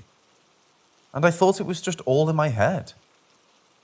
The next time when his passing was confirmed, military, being completely awake, laying in bed, he came and sat right on my legs, like he used to do to wake me up for work. I was a little freaked out, but was very calm in an emotional time. Within the first couple years, he would visit me in dreams and show me, like the ghost of Christmas past, why things happened the way they did. To this day, we go on dream adventures. He comes to tell me he's still around. I have so many weird stories of my life that I truly believe is a movie. 2 years after my brother's passing, I slept over at my buddy's house and astral projected. Seeing my body laying there floating up out of this house as soon as I got to height of the tops of trees, it was like a vortex took me away at the speed of light and went through this vortex wormhole thingy very fast. Had all my senses slowed down right when I was in orbit of this blue/red planet and slowly floated to the surface. When it was all cloudy ground and dark and thousands of people which seemed like they were waiting for an event, there was a ball of light on the horizon and I started walking toward it, people saying hello, I haven't seen you in so long, or just hi. I didn't really recognize anyone. As I'm walking towards this, for some reason I thought it was a party, someone walking the other direction of everyone else bumps me so hard in the shoulder, it spins me around, and the person throws their arm over me, and out of the corner of my eye, I see it's my brother. And he says, "You can't go there, go home, go home, go home." And on the third time he stopped, walked, and I took 2 more steps and back into the vortex. Back to Earth. Back through the roof, back into my body. As soon as I hit my body, I flung up wide awake. The world isn't what it seems. Everything is a theory based off another person's theory.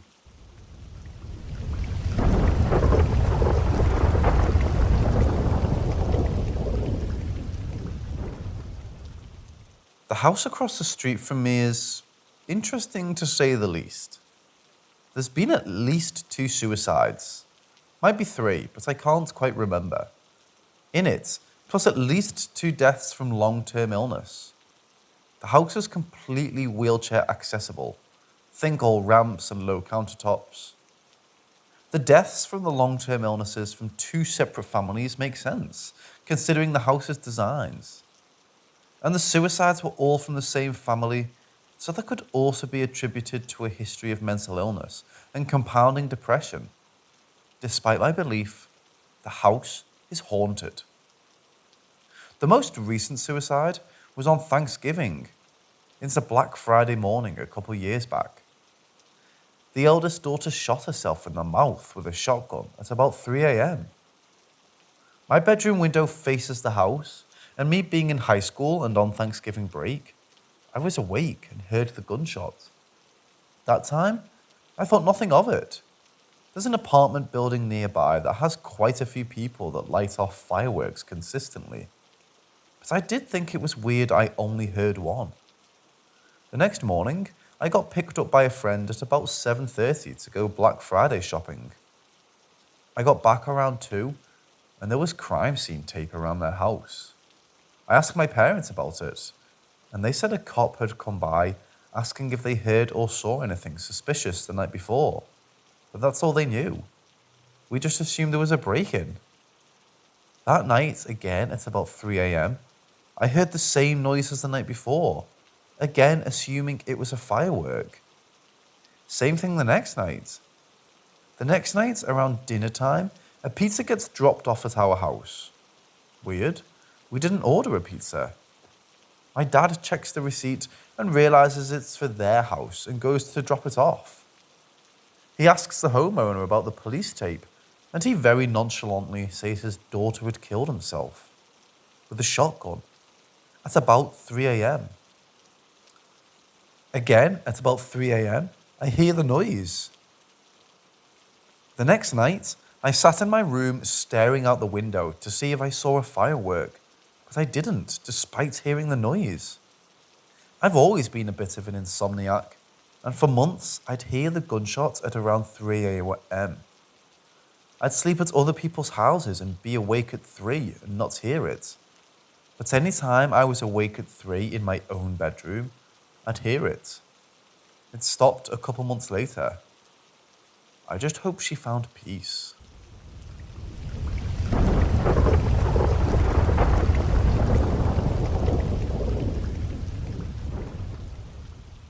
It started a few months after me, my mum, and sister moved here.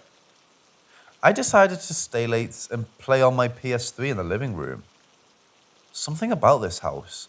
Every downstairs room, except for my mum's room and the bathrooms, are connected to each other with doors that are always open.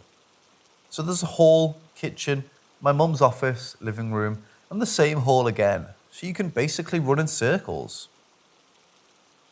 I saw someone entering my mum's office through the kitchen.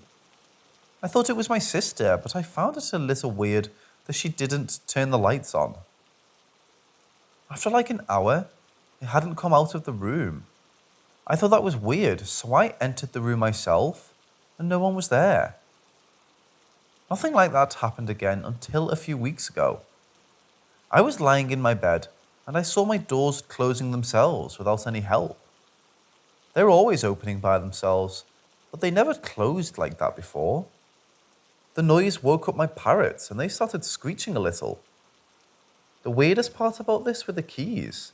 They were moving for a few minutes after that.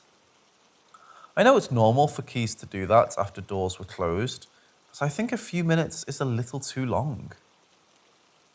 Then a few days ago, I was talking with my friend in the kitchen. I was cooking eggs, so the brick of butter was on the table. I'm sure it was stable because it was standing like that for 10 minutes. So we were talking, and that brick of butter just rotated. Imagine yourself in bed, just changing your position from sleeping on the back to sleeping on your left side. I have no idea how to explain it in a different way, since English is not my first language. And here comes today. We have bath curtains in our bathroom. When I was taking a bath, something hit it and fell on the floor. I tried blaming it on my cat, but he's outside. I got out of the bathroom, saw what it was. It was a block of styrofoam. I tried to explain it somehow, but there's no way I did it since I was taking a bath, and of course, I was alone during that. So something just threw a block of styrofoam at me. I don't know why, but every time something like that happens, I have a feeling a woman did it. Maybe it's because the previous owner remarried, and I have no idea where his first wife died. Our house is 50 years old, by the way.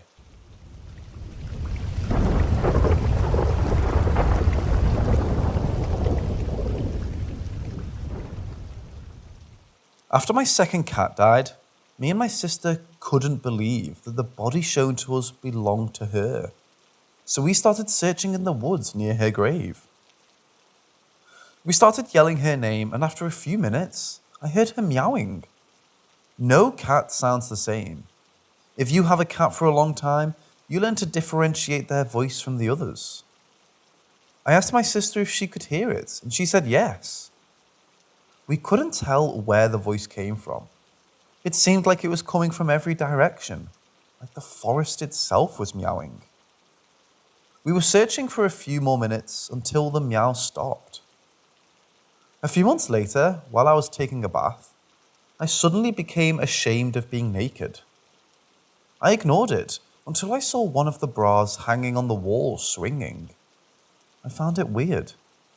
The doors and windows were closed. They shouldn't have been moving at all. I tried not to think about it until I saw a grey mass jumping into the sink. I freaked out and ran away. At first, I thought it was my dog, who passed 2 weeks prior to that. But after some thinking, I realised that it was actually my cat. My dog hated the bathroom, while my cat loved lying in the sink and playing with things that hung on the wall. I was also always irrationally ashamed when I was naked in front of her. Years have passed. I got a lovely female cat named Felicia, who passed away a year ago.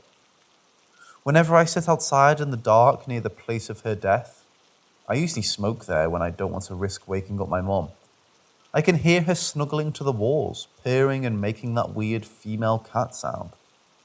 She's always with that man who jumps and runs around our garden, but that's a different story, though he's the reason why I avoid visiting her. But I can't see any of them, even when I look in the direction of the sounds.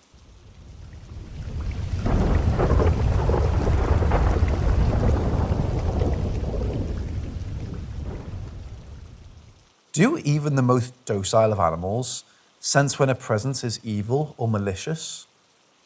I've got a close friend who lives with me. He left for a few days and my boyfriend wasn't home.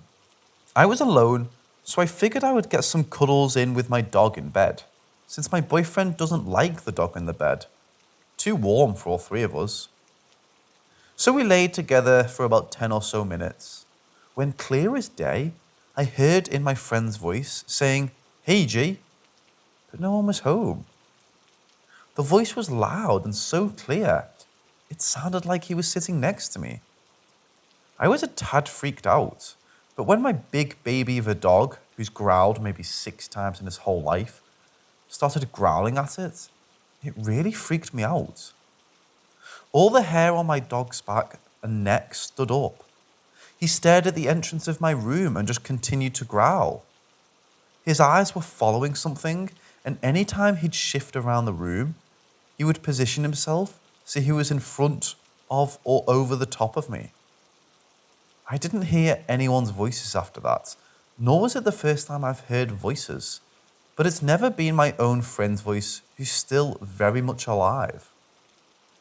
My friend's got a voice you could recognize anywhere too, so it wasn't a similar voice. No, I know for a fact it was his. I know animals can sense things, but my question is, do you think the voice was malicious or evil? My dog doesn't even growl if I'm play fighting with a person. He's never seemed to care if I was in danger. Could he have felt like he was in danger, and that's why he growled?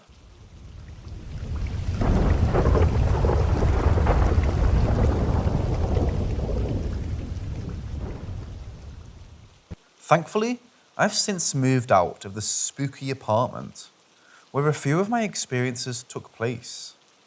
However, on my final day of moving, our special roommate decided to give me one last fright. I had returned to grab the last boxes, lock up the doors and pass the keys off to the landlord. I was alone in the apartment with my sister, waiting for me in the car outside. I'd been making trips up and down, bringing the last of our stuff, and finally, there was just one box upstairs, in the back bedroom. I went into the room to grab the box, and somehow this box had been unpacked and refolded. The part that freaked me out though is that the box contained statuettes of various Greek and Roman deities. These statuettes were pulled from the box, individually unwrapped, and placed facing backwards along the wall, on the floor where the table that had held them used to sit. Why backwards? That part seemed really strange to me. I could understand not wanting us to take them with us, perhaps so laying them out makes sense, sort of, but why backwards? Anyway, the door had been locked and I helped my girlfriend pack that box. I distinctly remember taping it shut and pushing it against the wall near the door. Even if my landlord had randomly decided to check our progress on the move or something and came in the house, why would he unpack our stuff? I asked the downstairs neighbour on our way if he'd heard anything upstairs overnight, or while we were gone, and he said it had been the quietest it had been all year. Before the move, I was working at a country club. My work usually had me downstairs alone in the basement's prep kitchen. On my first day, one of the senior employees gave me a quick tour of the place, which was massive and easy to get lost in. The employee, we'll call her G, was very hesitant to take me to the basement's prep kitchen. She even asked another senior employee if he'd show me to the basement's kitchen instead. But he was busy, so she got stuck with it. So we make our way down the stairs around some corners, and we wind up in a small kitchen. The kitchen is surrounded by a well-lit, well-used storage or dishwashing area, a dim and barely used dining hall, and a big set of double doors that lead to the sub-basement storage. Like I said, the place was way too big.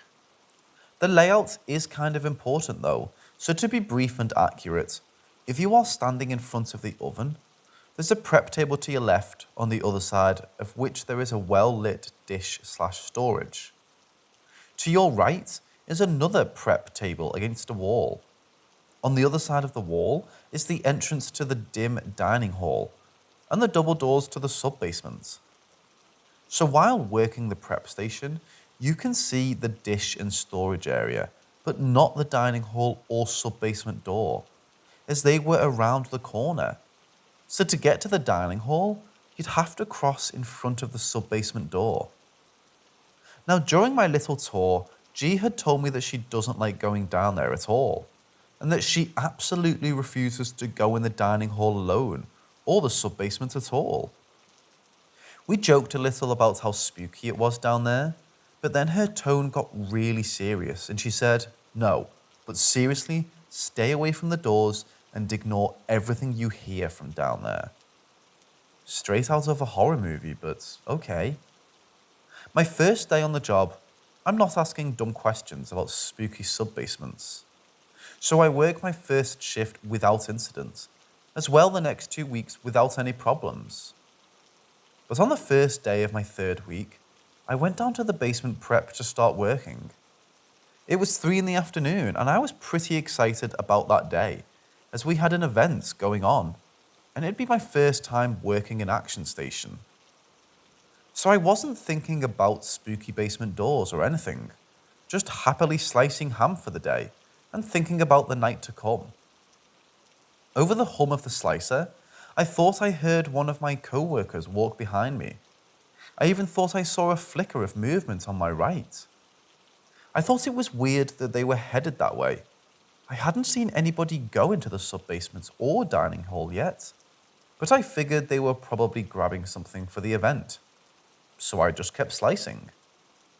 That's when I heard a loud thump, like someone had taken a rubber dodgeball and threw it against the door. It made me jump, and I wasn't sure where it came from, so I turned off the slicer and listened closely. I didn't hear it again, so I went back to switch on the slicer, but right as I touched it, there was another thump. For sure that time, I knew it came from around the corner, by the sub-basement and the dining hall. In my mind, it was obvious that someone had gotten stuck in the basement or dining hall and needed me to open the door for them. So I pulled off my gloves and went around the corner to check which door they needed open. I tried the dining hall door first and poked my head in, and there wasn't anyone waiting on the other side. It was dim in there, but the room was empty except for the few tables pushed against the walls. So I closed the door and moved over the sub-basement doors, which had a small window set above each doorknob, kind of like the doors they have in classrooms and such. But when I tried the door, it was locked.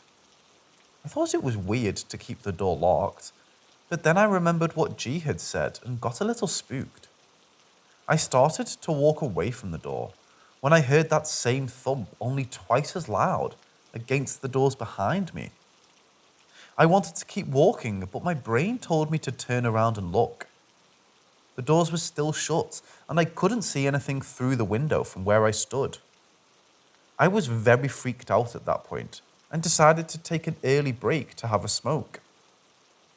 While out on break, I talked to another co-worker of mine, whom we will call Jay. Jay had been employed at the club for over 10 years, so I asked him about the sub-basements, and once again, the tone changed. And he just sort of looked down away and said, "Just don't go down there, Mr. W." A fun little quirk of his is calling everyone Mr. and Mrs. I've been here 10 years, and I've only gone down there once. Now, hearing Jay talk like that was weird. He was a large, tattooed ex-bouncer. Not the kind to be scared of a bear, much less a spooky, dark basement. So I finished my smoke and begrudgingly went back down to finish my prep, extra motivated to get done quickly. I came down the stairs, and as I was rounding the corner to head down to the hall, I seen someone clear as day, down at the other end, walk around the corner headed to the basement and dining hall. They looked to be wearing all black clothes and a black cap, which is the kitchen staff uniform, so I thought for sure that was one of my co-workers looking for me or something. So I called out to them, "Hey, I'm over here. What you need?" There was no response, so I thought maybe they didn't hear me. So I kept going past my station and rounded the corner to find no one standing there. I poked my head in the dining hall again and, of course, found no one. Now, I was legitimately terrified and started to freak out a bit. So I started to head back to my station when once again I heard the thump against the doors. This time, it occurred to me that it must be my chef messing with me. He was a notorious prankster, and there's always a bit of hazing when it comes to new kitchen crew. He must get everybody with this gag. Jay had to be in on it, and G must have been another victim.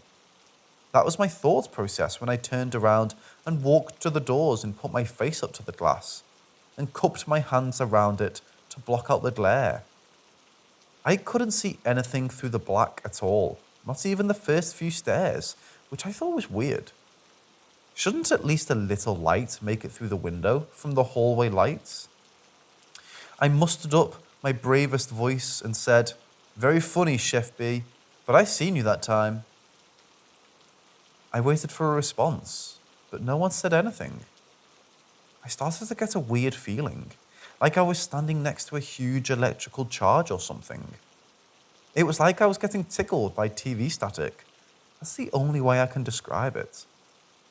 I pulled my face away from the window and glanced behind me to make sure no one was trying to sneak up on me.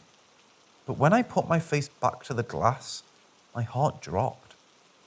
I could see the stairs now, which means that as I was peeking through the glass, someone or something was standing right on the other side, blocking out the light from the hallway and giving the illusion that I was looking into darkness.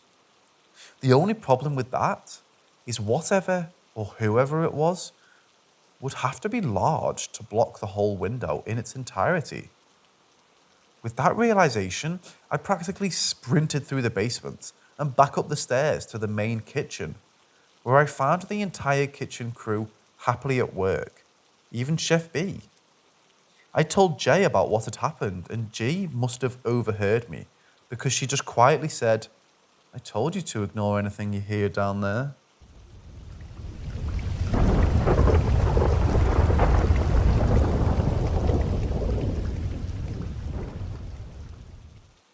I was talking to an old friend about maybe going on an impromptu ghost hunt this month. And during the conversation, we reminisced about some of the creepy stuff we had experienced over the years. And we remembered a particular event that stuck with us and is one of the creepiest things I've ever experienced. The story begins with my friend, who we'll call T, and myself searching a hidden attic-like space in his house for a supposed stash of money allegedly left there by a previous tenant. Truth be told, I think that was just a story his mom told us to get us off the Xbox for a while. It was the heyday of Halo, and she was probably just sick of us sitting in front of his TV. But whether or not the story she told us was true, we wound up in this small and low-ceilinged attic space, which could only be accessed by a tiny door hidden in the wooden panels in the wall. We'd known about the door for a while, but had never bothered to go in, mostly because the door seemed like it had been sealed somehow, and we couldn't be bothered with actually using our brains and finding something to pry it open. But the prospect of finding free money in a dusty old room was too much. So we called a few friends to come help search the place, and after a few pries from a putty knife and flathead screwdriver, we cracked the door open and began to explore. At first, it didn't seem like much was in there. Some old clothes and papers scattered about, and a desk in the corner. But through the gloom and dust, we could see something against the far wall, which turned out to be a very old cot of some kind. It was either busted in half or was meant to be folded in half. But either way, it was folded over on itself, and we could see something covered in cloth and sandwiched between the two halves. Of course, we wouldn't be good treasure hunters if we didn't look at the covered thing. So we started making our way over to the folded cot. I take a few steps forward, and my foot goes right through the floor, like it's made of wet paper. Luckily though, T was right behind me and had very quick reflexes. His hand shot out and grabbed the back of my shirt to keep me from falling forward and probably all the way through the floor. We took a second to laugh at the situation and realised we should stick to the sides of the room, as the centre was probably the weakest and most likely to collapse under our weight. So we tiptoe all the way around the wall of the room until we get to the cot where we start unfolding it to get at the covered thing. This is where things get strange. As soon as we touched the cot, the room got very cold, which was odd because in an attic in mid-July. At the time, we thought nothing of it. We were certain we'd found the stash and were moments away from being rich. So we unfolded the cot, which took all of our combined strength from how rusted and decrepit the thing was. Honestly, I was surprised that it didn't just crumble to dust at the first touch. Finally, we got it unfolded and found that it was, in fact, a decently sized wall mirror that had been wrapped in a sheet or thin blanket. As soon as we uncovered the mirror, the tiny door we had came in slowly swung shut. Again, we didn't think anything about it. It must have been a gust of air or something. We were a little disheartened by the lack of money, but T's mom had sent us in there with her camera to take pictures of anything interesting, so she could see what was in there since she wouldn't be going in herself. So we snap a couple of pictures in the mirror, the cart and the random debris lying around. Now, it is important to note that the mirror's reflective surface was absolutely caked with dust. You could barely tell that it was a mirror, the dust was so thick. Yet the base of the mirror, which looked and felt like it was made of some sort of ceramic, was practically pristine. When I say the base, I mean the part of the mirror in which the reflective surface was set, not the actual bottom of the mirror. I found that to be very odd, as the whole mirror had been covered by the sheet. So why would any of it be dusty at all, let alone just a specific part like that? So we snapped pictures and are just about to call it quits when we hear the dogs barking downstairs, which meant someone was at the door. So we carefully make our way along the walls and out of the room to head downstairs. It turned out to be our friend, whom we'll call B, who'd come to help us search for the supposed stash. After we told her about the attic room, she wanted to see for herself, so naturally we took her up and showed her to the tiny door. Before we even set foot into the room, we told her about the crappy floor and to only walk along the walls. Of course, she either didn't take us seriously, or she just didn't understand what she had said, because she takes a couple of steps forward and almost falls all the way through the floor, practically right through the small hole I'd created earlier. So she's sitting there with her upper body still in the attic, with us and her legs dangling down through the ceiling of the kitchen. It was at this moment that I heard one of the most hilarious sentences I've ever heard. Through the now large hole in the floor, we could hear T's mom on the phone with someone when she said in a very flat, nonchalant tone, "I have to go now. There are children falling through my ceiling." So we get B out of the floor and we have a good laugh about the situation once we were sure she was okay. And we all agreed that it was probably best to just leave the room alone before we cause any more damage. We get out and all the way downstairs when T pipes up that he'd forgotten the camera and flashlight in there when we were getting B out of the hole. So I agreed to go back in with him to grab them. We thought it wouldn't take but a second, as he remembered setting them both down on the floor, close to the hole when we were helping B get out. But when we got in there, we were a little confused. We couldn't see the camera or flashlights anywhere. We looked all over the floor, thinking maybe we'd kicked them around on our way out, or when we were helping B, but they weren't there. We were about to go check if he'd maybe set them outside the door or something, when we were shutting it behind us when T stopped dead in his tracks and whispered my name. I looked over, and I knew in an instant what had made him stop. The mirror was covered up with the sheet again, only this time, the outline of the camera and flashlight could be seen under the cover. We stood there and stared at it for a minute or two before T got brave and started making his way along the wall to get over to the cot. I followed on very shaky legs and watched as he pulled the cover off the mirror to reveal that his camera and flashlight were indeed hidden under the sheet, along with the words, "Help me," scrawled in the dust beside them. It was like something out of a horror movie.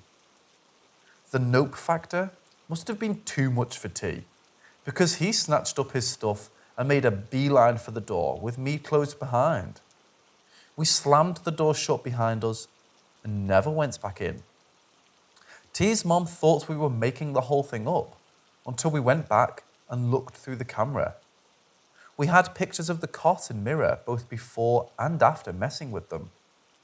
One of the folded cots with the covered mirror still hidden. One of the open cots with the covered mirror revealed. And one of the uncovered mirror which showed no writing in the dust. But there was one final picture which convinced his mom that we were telling the truth and that she should never open that door again.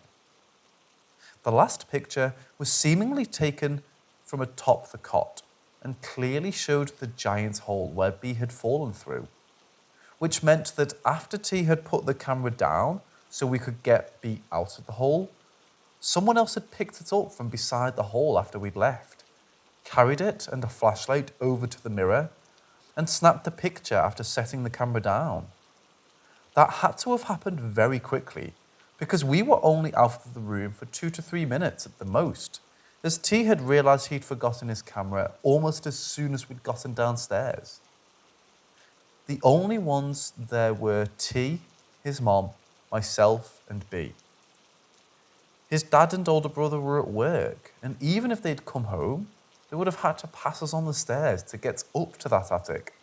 There's just no way I can logically explain the writing on the mirror, and to this day, I still think about what was in the attic with us.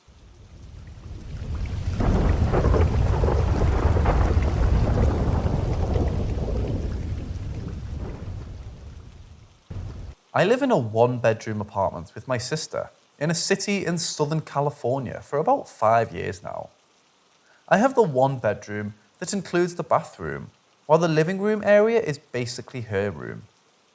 My mother and brother live in their own apartments in the same building, so my family and I are all pretty close to each other, and I feel they wouldn't lie to me about all this, but I have my doubts.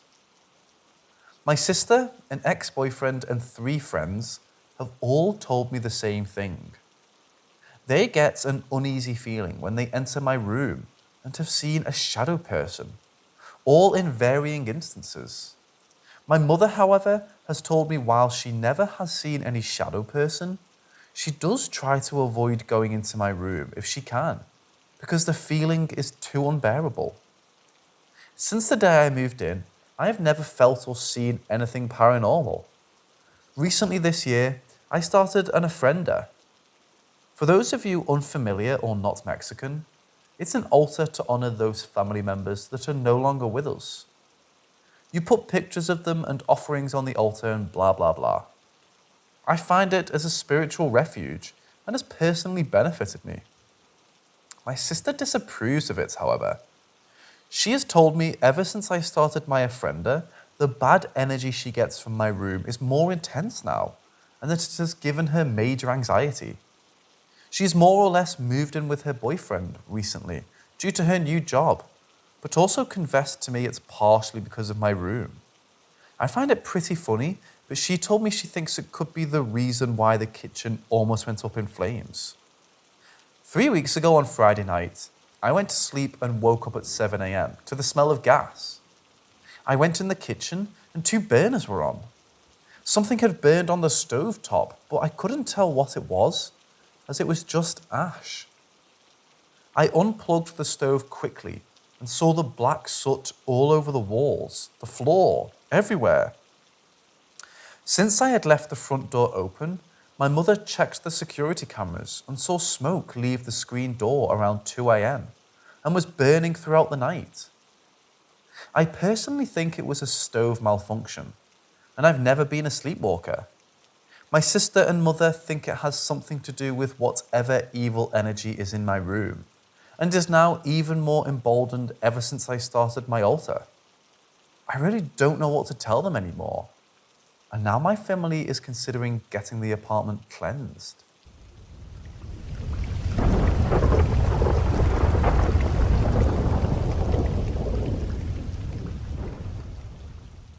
Okay, so I don't know where to start, but I'll start with a bit about myself first for some basic info. I believe in God, so I already do believe that paranormal things do genuinely exist, since demons could easily try to fuck with things and people of our world. I will say though, that I'm probably one of the most skeptical people in the world towards the paranormal, besides my belief in God. By the way, not sure what flair I should have used, so I just went with what seemed closest, even though I don't know if it was a man. Okay, so I guess I'll finally start the story. So at this time, it was late at night, about, somewhere between 12 and 2. I was working out in a warehouse, getting some stuff ready for my work coming up in the next few days. I do this kind of thing on the regular. There were wild animals where I was at, so I was a little bit tense since there were foxes, skunks, cougars, and bears in the area. Anyways, so I got done with my work, and the lights were on in the building still. And then I opened the door to leave. Oh, I should mention, there are 2 trees kind of close to the door of the building. By the way, I also have music playing in my earbuds, and I'm totally chill right now, because I can finally end the night and go to bed. I opened the door to leave, and straight in front of me, there are the 2 trees. They're about 70 feet in a straight line in front of the door and slightly to the right. I look straight out after opening the door, and I see what I immediately assumed was a shadow next to the trees. It's similar to my height, but I thought it was just a shadow. My shadow, to be specific. It was literally in a humanoid shape. One of the main reasons it spooked me, though, is because if this was a shadow, why haven't I ever seen it before? I've done this hundreds of times. Why am I just now seeing an eerily dark, super still shadow? So I start getting more nervous as I have these thoughts going through my head. So then I stare at its head and neck in particular, and I tilt my head. It didn't move. It didn't fucking move. I start saying a little prayer, asking God to not have this be my time to go, but also start thinking of any rational explanation of how this is not actually a paranormal thing or being. My thought process. I have had migraines and migraines that mess with my vision before. Maybe it's my vision. Nope, I don't have a headache, and I look to a different section of its body and its image doesn't change with my vision. Maybe I had a weird shape burn into my retina, and for some reason I'm seeing it now of all odd times. Nope, I have vision that is about 50% more sensitive to light. And if it was this bad, if a burn, I'd be at least extremely uncomfortable, or be crying right now because of my eyes being in pain. Maybe the tree is making a weird shadow. No light is shining on the tree to make a shadow appear there. By the way, I've stood here looking at the shadow for about 50 seconds at this point, and have still seen it even after blinking. Anyways, I remember I did more checks to see if it was real or not. I finally thought, fuck, let's just shine a flashlight on it and see if it goes away like a shadow. I shine my focusing flashlight on it, which is focused, so it becomes the brightest it could be. It's still there. It's still goddamn there. It literally looks as if the light is unable to touch it, since it's literally as black and indistinguishable of a figure as it was before. I just now know that it's 100% a humanoid body, and absolutely not a shadow. I reached the conclusion that it's either me being really fucking paranoid and or having a migraine, some kind of paranormal being, or a guy came to rob the place wearing clothes painted with that paint that absorbs light, so he could blend in with the shadows. So I finally do what I think will be a good test. I completely look to my left, body included, shut my eyes for 1 full second, and then look back to see if the shadow has followed my movements, or it's disappeared and it was just me being crazy. I look back and it's still fucking there. At this point, I started getting really freaked out and started seriously getting nervous and paranoid. I'm staring at it again and it's in the exact same position. I literally thought to myself, is this thing going to finally kill me? It honestly seems as if it's almost trolling me, since it literally hasn't moved, and we've just had a staring contest for about 2 minutes at this point. So after staring at it and thinking that, I blinked, and it was gone. Then I really was shitting myself, thinking, oh great, so you either got a robber to try to finally hide himself and run away. I should listen really well to see if I can hear any noise, like any movement outside, if he's running away. Complete silence besides literally crickets. Okay then, so if it's actually a paranormal entity, I've just had a staring contest with it and then joked about it in my head.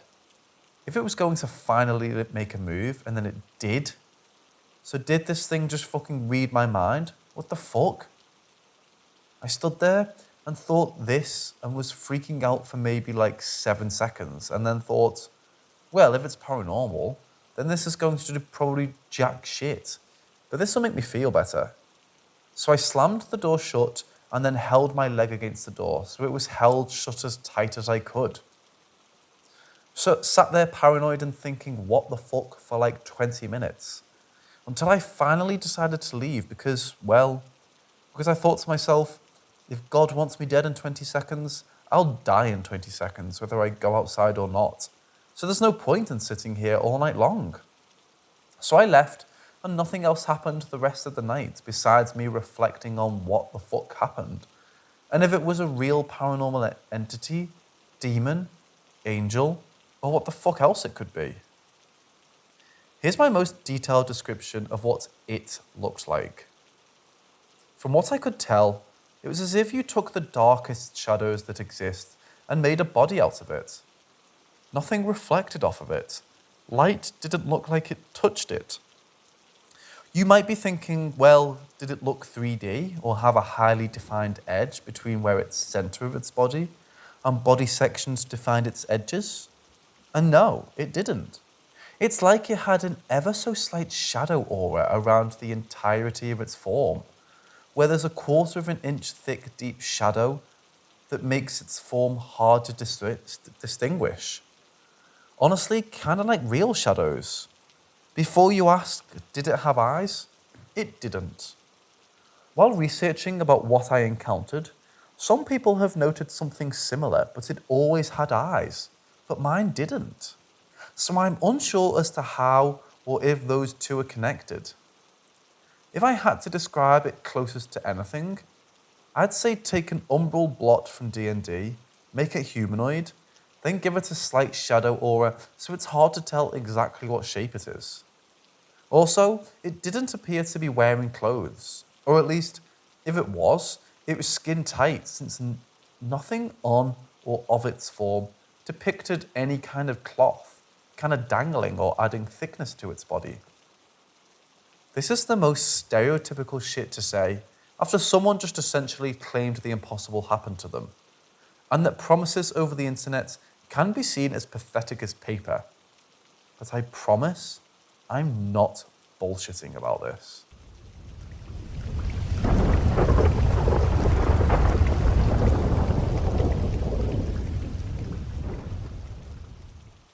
I don't know anything about this crap. I've been an atheist for most of my life. Never believed in anything paranormal. A few years ago, in 2014, I moved into a new house. From the get-go, weird things started happening. Unexplainable things. Cabinets in the bathroom opening on their own, pictures falling off of the wall, and the dog just barking at nothing. My kids were complaining that their room was scary. Never heard this complaint from them before, and we've moved several times. There was something unsettling about the entire lower level of this home, where my kids' room was. The split foyer stairs and also the hallway and bathroom on the second floor. This hallway led to my bedroom. The rest of the house was fine. This hallway on the second floor was absolutely frightening, and we were all terrified of it. We kept the door to that hallway shut at all times. I felt crazy in that house. I've moved 13 times in my life. I've never had a problem with any home I've lived in. 2 years go by, and these things just become normal in this house. Then suddenly one day, everything stops. It just went away. No more uneasy things. No more uneasy feelings. No more weird shit happening. We eventually moved later on to get my kids in a better school district. We have been in our new house for 3 years now. Recently, our sunroom has been giving me the same uneasy feeling that our old house gave me. Now the kids are complaining about not wanting to be in or near the sunroom. I haven't mentioned that it has been bothering me also. Can anyone tell me what the hell might be going on? I feel like we're being watched at all the time. I feel insane. I feel like I'm being followed by bad energy from our old house. I know this sounds crazy. Honestly, it would take days to describe the horrors that went on in that house and the impact it wound up having on me emotionally. Let me put a little bit of what happened into perspective for you guys. We purchased this home and had it inspected. It was 10 years old at the time of purchase. It was structurally sound and was built by a reputable builder. My mom worked in construction for 30 years at a bank, and we've made a lot of trusted friends over the years, so I had a lot of professional help in choosing a home. Day one, moving day. The previous owner left some pictures on the wall. We promptly removed them and put our own up. We leave to go get some furniture from the old house and come back to the artwork lying on the stairs in the split level foyer. These were heavy pieces of artwork that were screwed into studs in the wall and hung with heavy duty picture wire. The weight of the artwork would make it impossible for them to fall. We tested this when we hung them to make sure they wouldn't fall. The artwork weighed around 30 to 40 pounds. It weighed down the picture wire to the point where there was no way it could jump up an inch off of the hooks it was attached to. Only an earthquake could have possibly caused that. Day two.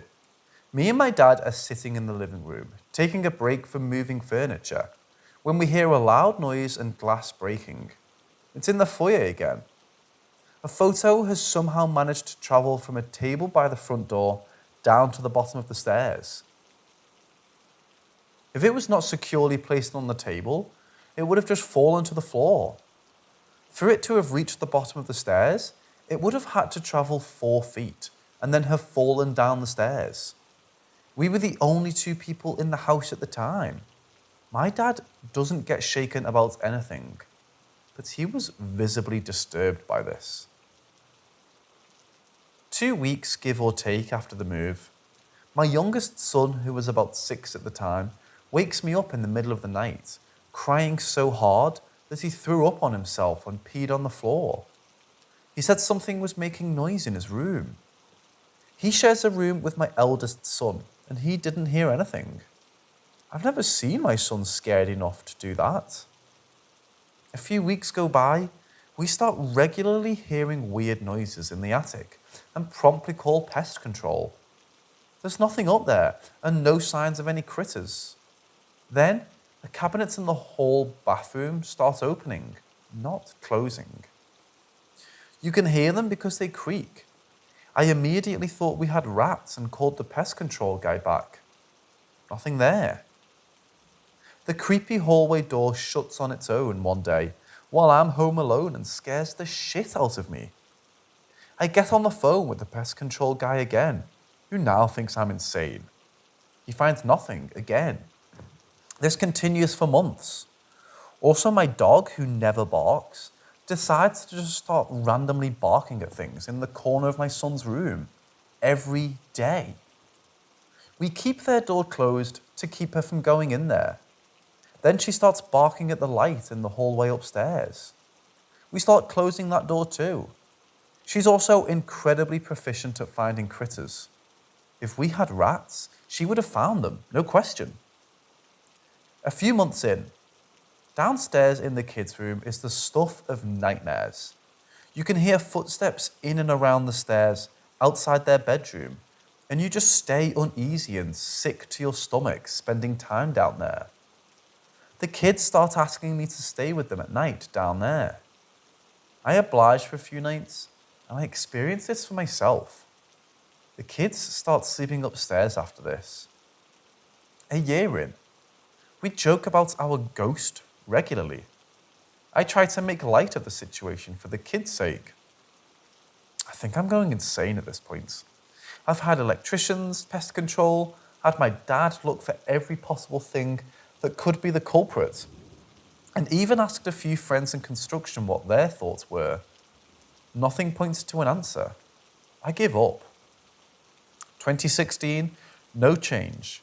Weird sounds and smells, footsteps, nausea, a feeling of impending doom and the feeling of being watched are just part of my day now. Depression takes hold and sends me into a dark, dark place. Somewhere I've never been before that causes me to have thoughts I never thought I'd have. I just want to die now. I feel empty and exhausted, and I'm just done with it all. This goes on for a lengthy amount of time, along with the noises, weird smells, terrified kids, and invisible rats. The kids are still sleeping upstairs most nights. They've just started bringing their toys upstairs and hang out up there. As long as the door to the hallway stays closed, they constantly complain about it. 2017, it's almost spring. It's still a little chilly outside, I remember. I go downstairs because I used my hairdryer and I straighten it together and it caused the breaker to do what it does best, lol. The breaker box is downstairs. I got down there to flip the breaker and then, nothing. It was then that I realized that I haven't experienced anything in a couple of weeks at this point, that everything has just stopped. Nothing ever happened again after that. My depression subsided and I get back to my normal self, like it never even happened. We moved in 2019 with no issues. Here's a weird fact though. I found out later on from my old neighbours that the previous couple that lived there had died in the house. What was particularly disturbing was that the lady that lived there broke her neck on the stairs in the foyer and died. That would have been good to know while we were living there. We knew when we purchased the house that there was an old couple that lived there, and they knew that they had passed away in the home. We just assumed it was from old age.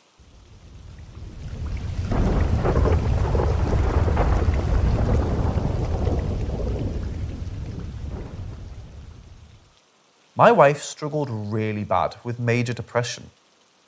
We got married in November of 2018. We both drank way too much and were dependent on benzos and opiates, as well as whatever else might be around. My wife got weight loss surgery a few months before our wedding, and she just seemed to be slipping into an even darker headspace after that. In October of last year, she took her own life. I discovered her body in our tiny house we have parked on my parents' property. So horrible. I made it a few months before I overdosed on fentanyl and ended up in the hospital with a very small chance of living. I pulled through and moved away for 7 months and got clean from everything. It was the only way I would have ever gotten clean. I like to think she had a hand in helping me pull through to be able to live a better life. Now that I've been back home, I've never gone over to that tiny house. Only a handful of times. It doesn't scare me when I'm in there. It's just an odd feeling in a way. Last week, I noticed the bathroom light was on, so I went in to turn it off. Both switches were off, yet the light was on. Weird. I toggled them back and forth and they went off. That brings me to today. I noticed the curtains in the loft where she had shot herself in were pulled open. Nobody had gone up there in a long time. I went up and closed them. I'm not a huge believer in the paranormal, but I've never been one to dismiss it either. What do you think is going on over there? I've since gotten my life together, got counselling and have been drug-free since January. Life has been really hard since I lost her. Should I leave the blinds open for her to enjoy the view?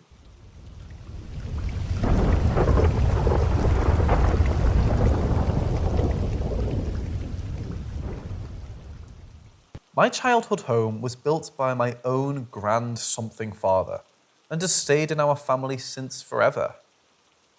My mother claims that her paternal side of the family were always rather sensitive to paranormal stuff, despite trying hard to hide this.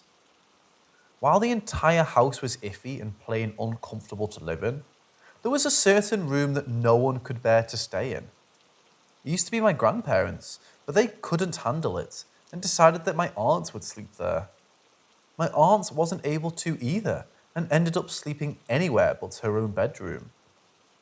When my own parents took over, I was about 4 years old. And of course, they gave me the bedroom. Not that I knew any of this until years later.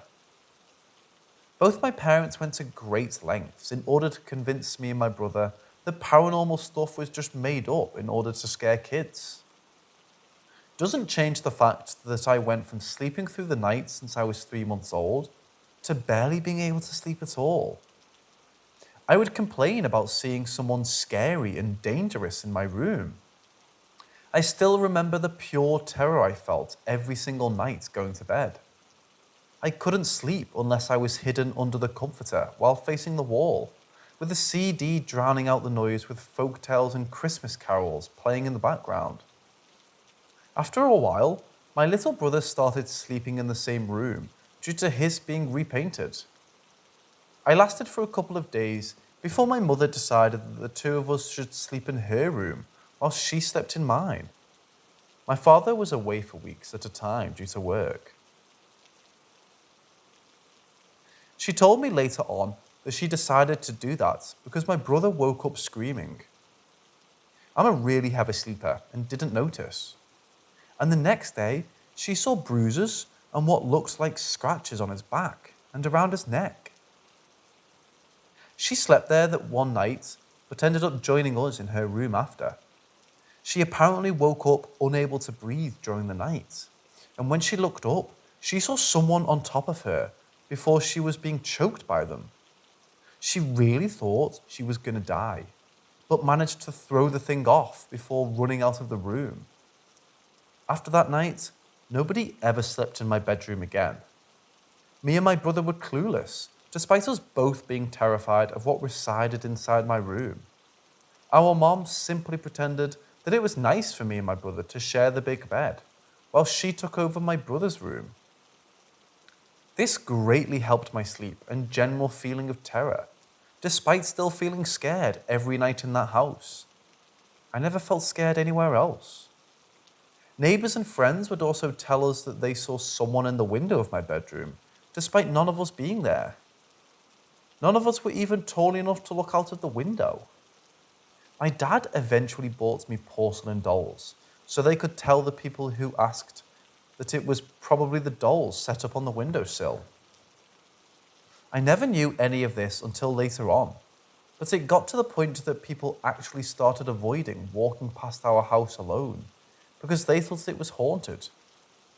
Me and my brother, and even random kids from primary school, would talk about, mention, and interact with people in my home who weren't there.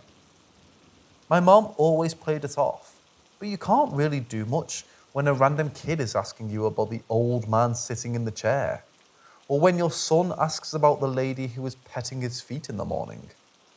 Eventually, the house burned down, the second house fire we survived.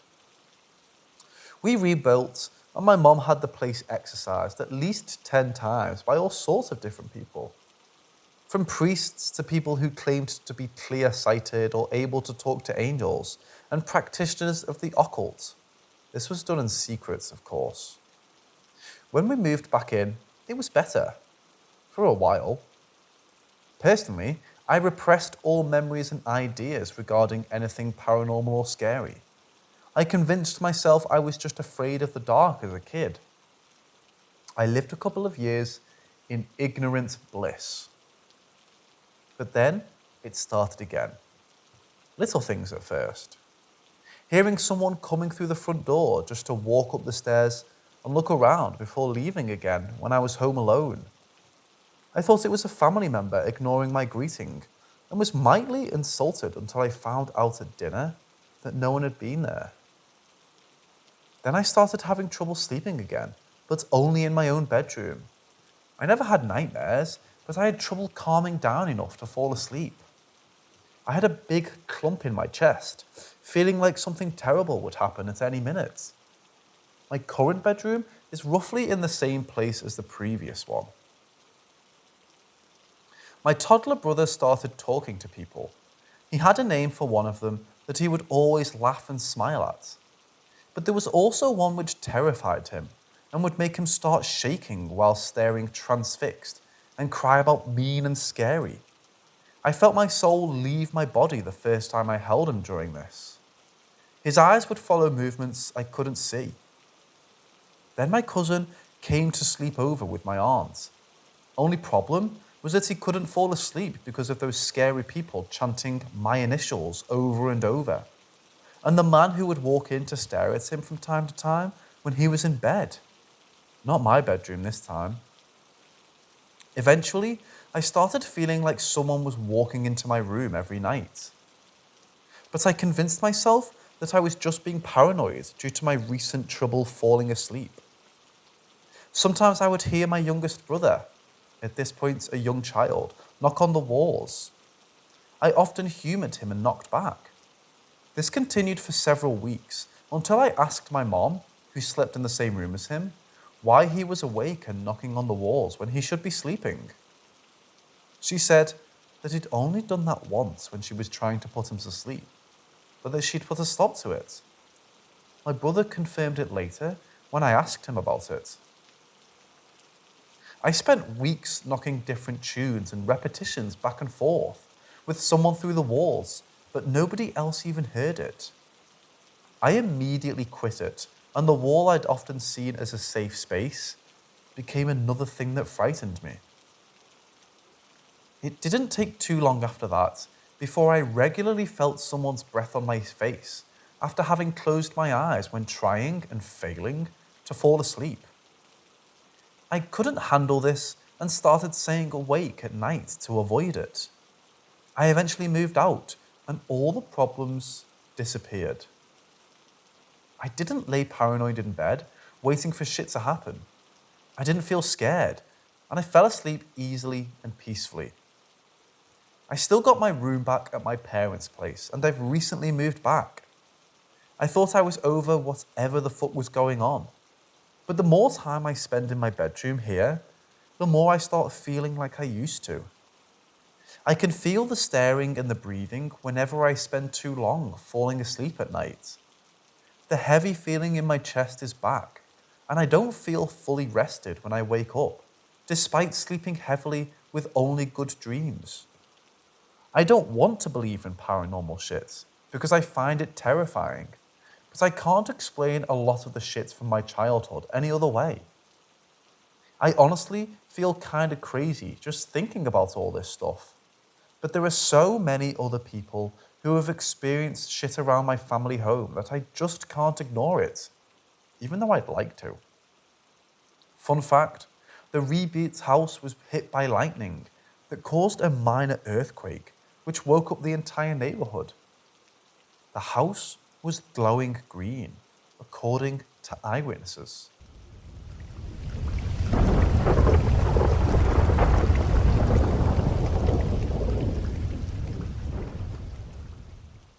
I'll start with two experiences that happened in County Clare, in Ireland. The first time I was there, I was 16 and my family had rented an old white Irish cottage with a thatched roof and green trim around the windows. It was in a little semicircle of similar houses, but this one was different. The windows seemed just a little darker, the paint just a little more chipped than the rest. When you walked in the door, black and white pictures of a family outside the house lined the entrance. We set up inside, with my friend and I in one room in a bunk bed, my parents upstairs on the mezzanine, and my sister in the room beside me. Now, to say this house was the coldest house I've ever had to stay in is an understatement. The cold clung to us in every room, weeping into our bones even when we turned the heating on and lit the fire. We went through 3 bags of turf in 2 days and would still be sitting in the living room with our coats on. The first night was uneventful, for me at least. I woke up the next morning to find my sister in the living room playing solitaire. There was no internet to top things off. Her eyes were red-rimmed, like she hadn't gotten any sleep. When I asked if she was okay, she told me that our dog, who had been sleeping on her bed, stood bolt upright all of a sudden, facing the wardrobe in her room with her hackles raised and started to growl. She got freaked out, so she picked up our dog and ran past the wardrobe out the door. I told her that she could sleep with my friend and I for the next night, and we managed to squeeze 2 of us on the bottom bunk. Her room had been the coldest in the house, after all. That day, we did the normal tourist thing and nearly collapsed back into bed that night. The next morning, I'm woken up by a flurry of activity. My mom had decided to cut our trip short, as she couldn't stay there anymore. The shower barely worked, she said. My dad had a strange look on his face, and I asked him what was wrong when we were both in the kitchen together as everyone else loaded the car. He asked me if any of us had been up during the night. When I said no, he went very quiet, only continuing when I asked him why. He said that he had woken in the middle of the night to see a dark figure standing in the doorway of his room. It had looked so real that he asked what was wrong, thinking it was one of us. But it just stood there. That house was menacing, and I think that it was really trying to get rid of us. A couple of years later, we went back to Clare to visit family, this time staying in a completely different house, thank God. As far as I know, it had belonged to a priest at one point. It seemed like a pretty normal house, especially compared to the previous one. But it took on a new character at night. The front door of the house led straight into the kitchen, and the living room was right across from that. But to get to the bedrooms, you had to go down a narrow corridor that had big slabs of dark flagstone on the door. There was no lights hanging in the hall, so my friend and I always had a mad dash down the hall at night to get to our rooms. We felt like children when we slammed the bedroom door behind us, feeling a little more safe and a little out of breath. One night, My sister had gone to bed early as she wasn't feeling well. My friend and I were in the living room playing Nintendo as, once again, the house didn't have internet. The door of the living room was open, and I could see down the dark hall. My heart started to race as I sat on the couch, and I almost felt as if I was going to have a panic attack. I lurched off the couch and slammed the door closed because I couldn't bear to keep looking down the corridor anymore. The next morning, my sister told me that she saw a dark figure standing over her bed at around the same time as this. She's never gotten night terrors or sleep paralysis, and she said that she pulled the covers over her head to hide. She's 3 years older than me.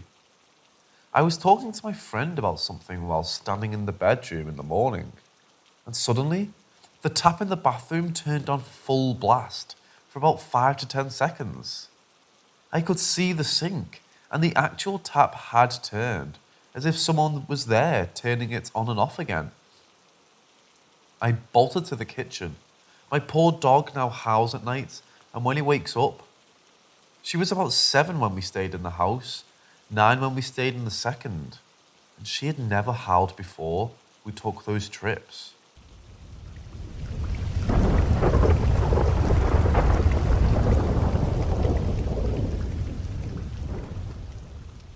So when I was a child, I'd always have recurring nightmares of a dark, misty form with red eyes that would slink out of my wardrobe if I left it open at night. As I got older and learned about sleep paralysis, I wrote these experiences off as that. But they would only happen if I left my wardrobe open, and I was able to move during them. One night in particular, I remember the form coming out of my wardrobe and over the edge of my bed, before seeming to grow and stretch over me on the ceiling, boring into me with those fiery, unblinking eyes. I remember grabbing my duvet around me and huddling against the wall beside my bed, trying to make myself as small as I could. I hadn't dreamed about the shadow in years, until a few months ago. I had a recurring nightmare of the shadow standing by my bed, looking down at me.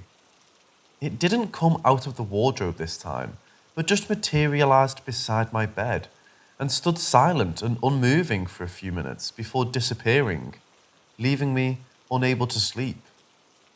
This happened for 3 nights in a row, and I told my sister about them because it had been so long since I had them. I woke up after the 4th night, relieved to have gotten an uninterrupted night's sleep. When I woke up, my mom knocked on my door and came into my room to sit on my bed. She told me that my great aunt had passed the night before. My great aunt was an amazing lady who had led a wonderfully long and full life, but she lived on a different continent to us, and I had been the last person in my immediate family to see her before she died. I can't help but think that the shadow I saw was an omen of her death, or else it's just a massive coincidence. Has anyone else had any experiences like this? Do you think that the shadows I saw as a child were the same entity as the one I saw recently?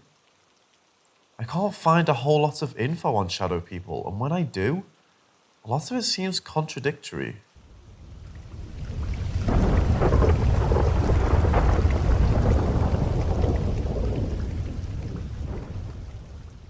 When I was like 13, I was watching the show Supernatural with my sister.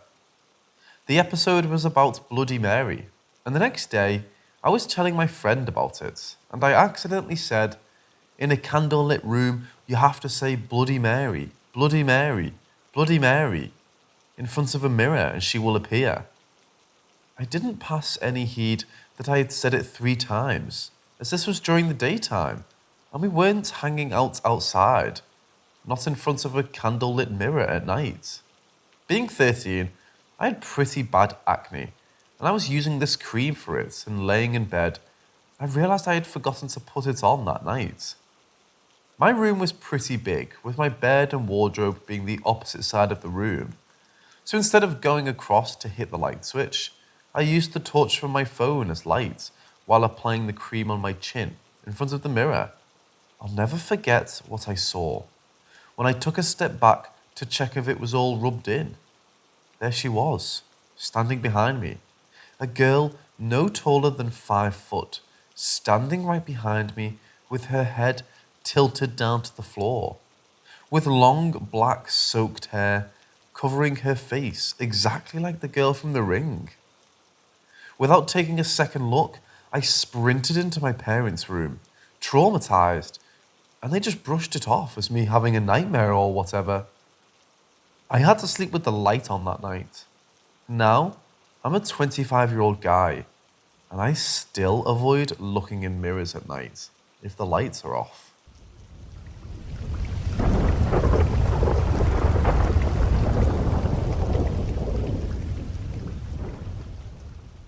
I, 19, female, live in a small town in South Carolina. We only have a moderately large population because of the Air Force Base. I've lived here my whole life in the same house. It was built in 1971. My father bought it with his ex-wife, and my mom, his current wife, moved in 2001. I was born in 2002. I'll start at the beginning, but I will mention that I do have a rather fucked up memory, so I may be forgetting things. For as long as I've been alive, there have been footsteps in the attic. I always try to rationalize it, just thinking that this is an old house. It's bound to make noise. But a couple of months ago, I heard bells jingling in the attic, like our Christmas decorations.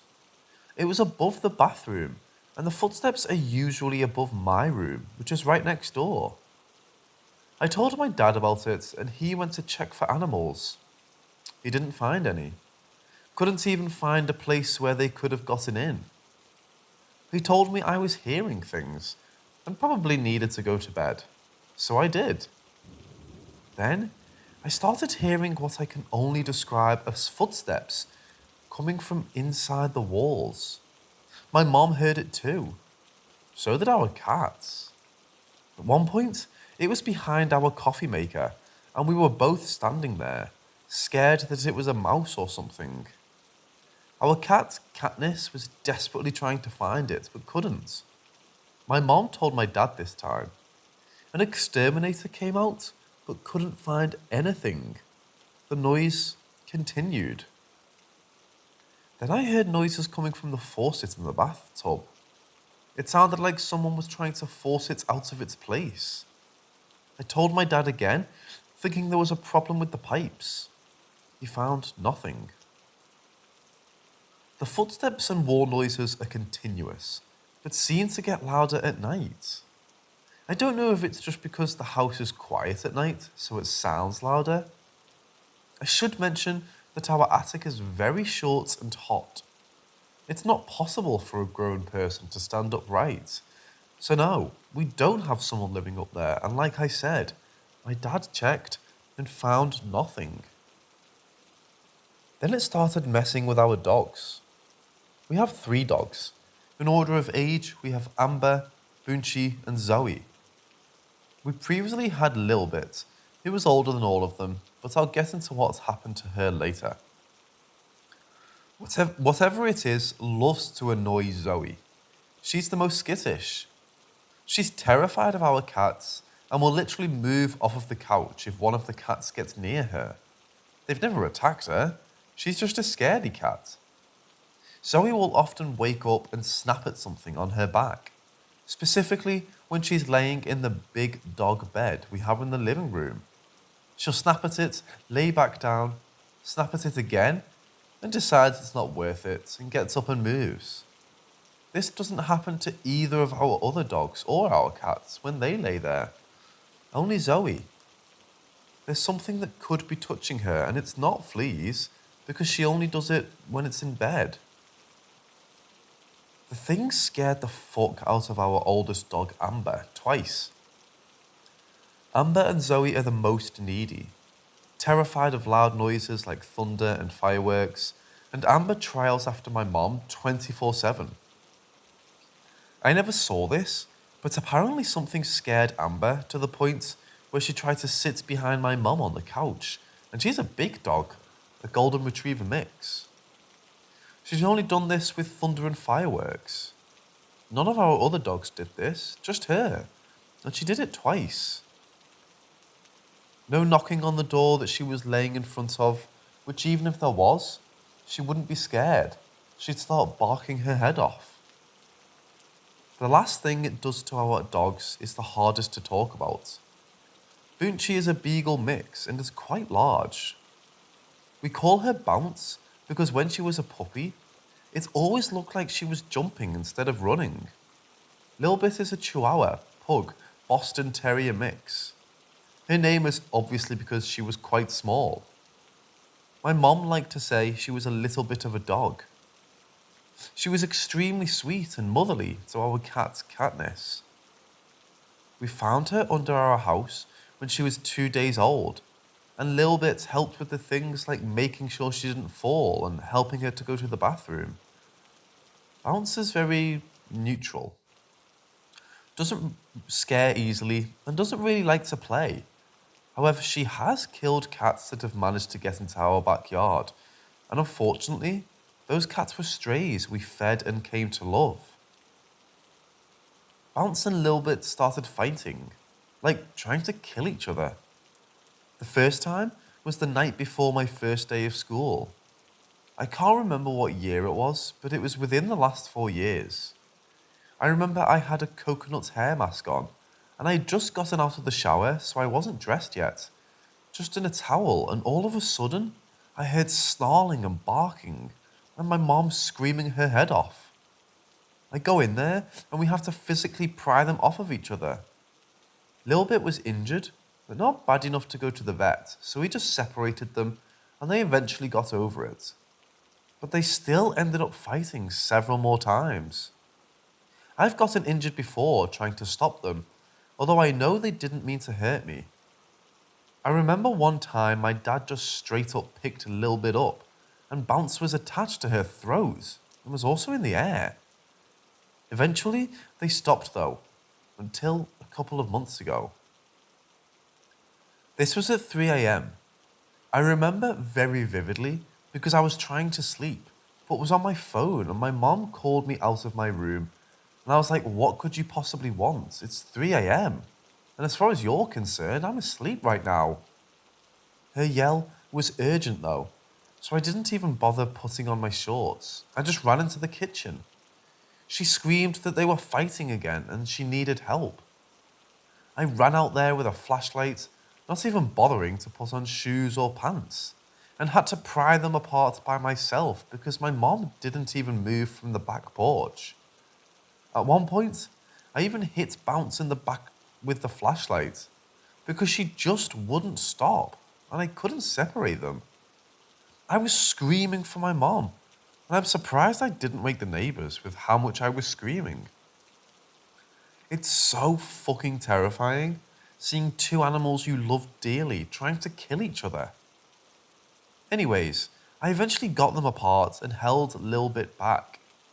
Oh, by the way, I forgot to mention, earlier in the day, Bakkenjh had come inside with blood on her, but we didn't know where it came from. My mom called Bakkenjh up to the porch and let her in the house, and Bellbete was just standing there. And when I tell you I've never seen her look like that, it looked like she had just reverted to, God, I don't even know how to describe it. It's like all the personality and sweetness just drained from her, and I was reminded that she's an animal. She looked so terrifying. I was a sobbing mess and was literally hyperventilating.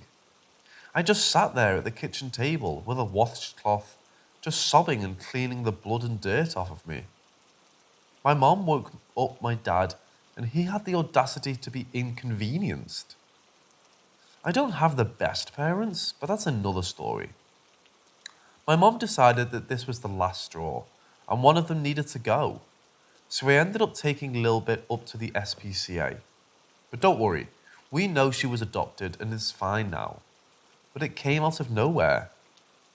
I have a video from when Katniss was a kitten, and she was literally giving bouncy kisses on her face. I have no fucking clue what happened with them. This is so long, I'm sorry, but now I have to get into the actual, hardcore shits, if you will. The first experience I remember was actually with a friend. I think I was in middle school, so this would be around 4 to 7 years ago. So I was friends with this girl, Kaylee. She lived down the street, and she would often come over to my house after school and would sometimes stay for dinner before walking back home. That day was one of them. We had been in my bedroom that I shared with my older sister, Tori. Not sure where she was, but she wasn't in the room. My grandparents had this bench filled with toys that they needed to get rid of because we were older and no longer used it. So we were allowed to pick some stuff out and brought those things along with the bench home. One of the things I picked out was a Scooby-Doo stuffed animal. Apparently, it was called the Friday Night Scooby stuffed animal. A flashlight was attached to his hand, and whenever you turned it on, there would be a ghost shadow on the light, and he would say something like, "Cover my eyes, too scary," in his iconic Scooby voice. I can't remember all the phrases he said, but there were only a set number of them. I had it turned off with no batteries, because it was purely just decoration.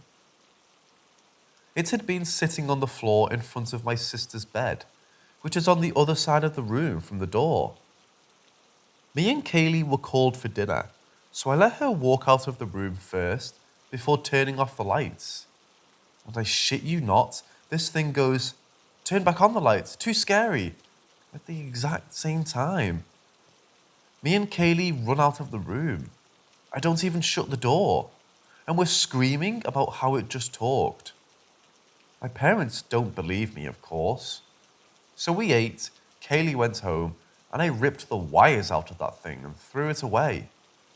Before anyone asks, no, my grandparents' house is not haunted. I went over there pretty much every weekend and never experienced anything, so nothing was attached to the bench or the stuffed animal. Also, none of the toys my sister brought back ever did anything, just my Scooby-Doo toy. Okay, so I have 2 more stories, so bear with me. So my sister moved out when I was 11. I'm 19 now, so I have our room to myself. It's weirdly shaped. Basically, it's a box, but they didn't finish one wall, so there's a little bump out area. For the longest, my bed was in that little nook. We had bunk beds that were in that nook. Then we had custom built beds by my dad that were like lofted beds, and mine was in the corner. Now, I have a proper bed that's too big for it, so now I have a desk there with all my makeup. The bedroom door is next to the wall that the desk is on, if that makes sense. So the door is across from my desk, through my closet. I'm explaining this horribly. My point is that I can't see my bedroom door from my desk, even if I was facing the center of the room. So I was sitting there doing my makeup when I saw this black figure out of the corner of my eye. I immediately jump, thinking that my mom had snuck into my room without me noticing, but my door is squeaky as fuck. I almost always hear it, so I turn around, lean around the corner, and the door is closed. No one's in my room. I'm looking around okay, so what the fuck did I see? As I'm looking around, I see a black hand coming from my wall on the floor, directly in front of the door. I had a piece of paper on the floor, so I figured that it just blew up, and I just saw the shadow. So I go back to doing my makeup. I take some pictures, take it off, and sit back down on my bed, which is across from my desk in the corner of my room. Then I notice the paper is too far away from where I saw the hand. It is possible that the paper moved in the time I was at my desk, but that doesn't explain what I saw standing in the middle of my room. Now for the latest thing. So I have a weird sleeping schedule right now. I'm unemployed, not going to school. I graduated in 2020. I woke up yesterday around maybe 2 a.m. Anyways, so my dad left for work at 4 a.m., like always, and my mom went to bed around 3 a.m., so I have the whole house to myself. I got up and heated some leftovers. I got something out of one of the cabinets, but left it open because I knew I had to put the thing back. So what's the point? Mind you, our house is old. Like 50 years old. Everything squeaks, even the cabinets. So I'm standing at the microwave. Ironically, it's right next to the coffee machine. And I turn around to put it back. And the fucking cabinet is shut. Now I know I have a bad memory, but I wouldn't have shut it. I don't shut cabinets unless they're low to the ground where my cats can get in there. So how did it close? I should have heard it. It's a squeaky door. I literally have to open it a certain way when my mom is asleep because I don't want it to be too loud. So I just ignore it and go to my room. While I'm eating, my mom screams for me and sounds absolutely terrified. I thought she got mad at me because I accidentally woke her, so I just yelled, "What?" Pause real quick because something just happened while I was writing this. I heard noises and my mom yelling, so I just left my room and my mom said something in the bathroom scared our younger cat, Ivy, and she came running out of the bathroom. So that's great. I hate that bathroom. Shit always happens in there. Anyways, back to this morning. She yells for me and I just yell back, "What?" She doesn't respond, so I'm like, oh great, she's pissed. So I open my door and I just see my mom sitting up in her bed, sobbing, and I'm like, what the fuck? She says she heard a female voice, and it sounded like it was at the foot of her bed. So I'm like, great, someone broke into our house. So I go into her room and shut the door, leaving it a crack open. I grab her phone and ask her if we should call the police, but she says no. So I decide to check the house. I knew I had let the dogs out earlier, but was certain I locked the doors after letting them back in. I turned on the flashlight on her phone and walked around, checking the front and back door, and they were both locked. I didn't bother checking the windows because our house is pretty impossible to break in, so I knew no one was in our house. She's still sobbing when I get back to her room. She said it was feminine, but it didn't sound like words, just mumbling. 2 syllables. All of my family members have 2-syllable word names, so it might have been a name. I asked her about sleep paralysis, and she said that she could move, but the voice sounded so clear. I told her about the cabinet, because I remembered it, and it happened literally less than an hour before she woke up. And she didn't even say anything about it. She didn't go back to bed until my dad got home around 2 p.m. Bounce and Zoe were laying on the floor in front of her bed and didn't react to anything. Amber was laying next to my mom and was literally trying to sleep while I was in there talking to my mom. Katniss and Ivy were laying on the couch in the living room and none of them reacted. I don't know if she saw anything. There may have been something there, but my mom is pretty blind without her glasses. She has bifocals and it was dark. But this is really starting to freak me out. My cats will just sit and stare at a corner of the living room that just so happens to connect to my mom's room. I thought for the longest that it was the old man next door. The shadow person that I saw didn't feel feminine, but it also didn't feel threatening.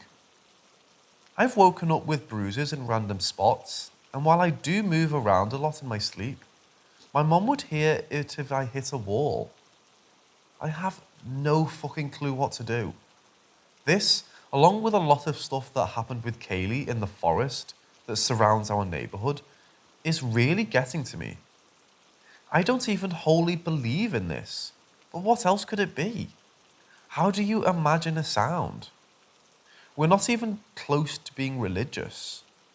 I'm not really looking for tips, but I just need to share this with someone who will believe me. When I told my parents about the shadow person, they straight up laughed at me so I can't even imagine what my dad will say to my mom. I saw her sobbing. She looked so scared. She called me because she thought someone might be in our house, and that's how sure she is that she heard it. I'm honestly so sick of this house. I just want to leave it, and this town.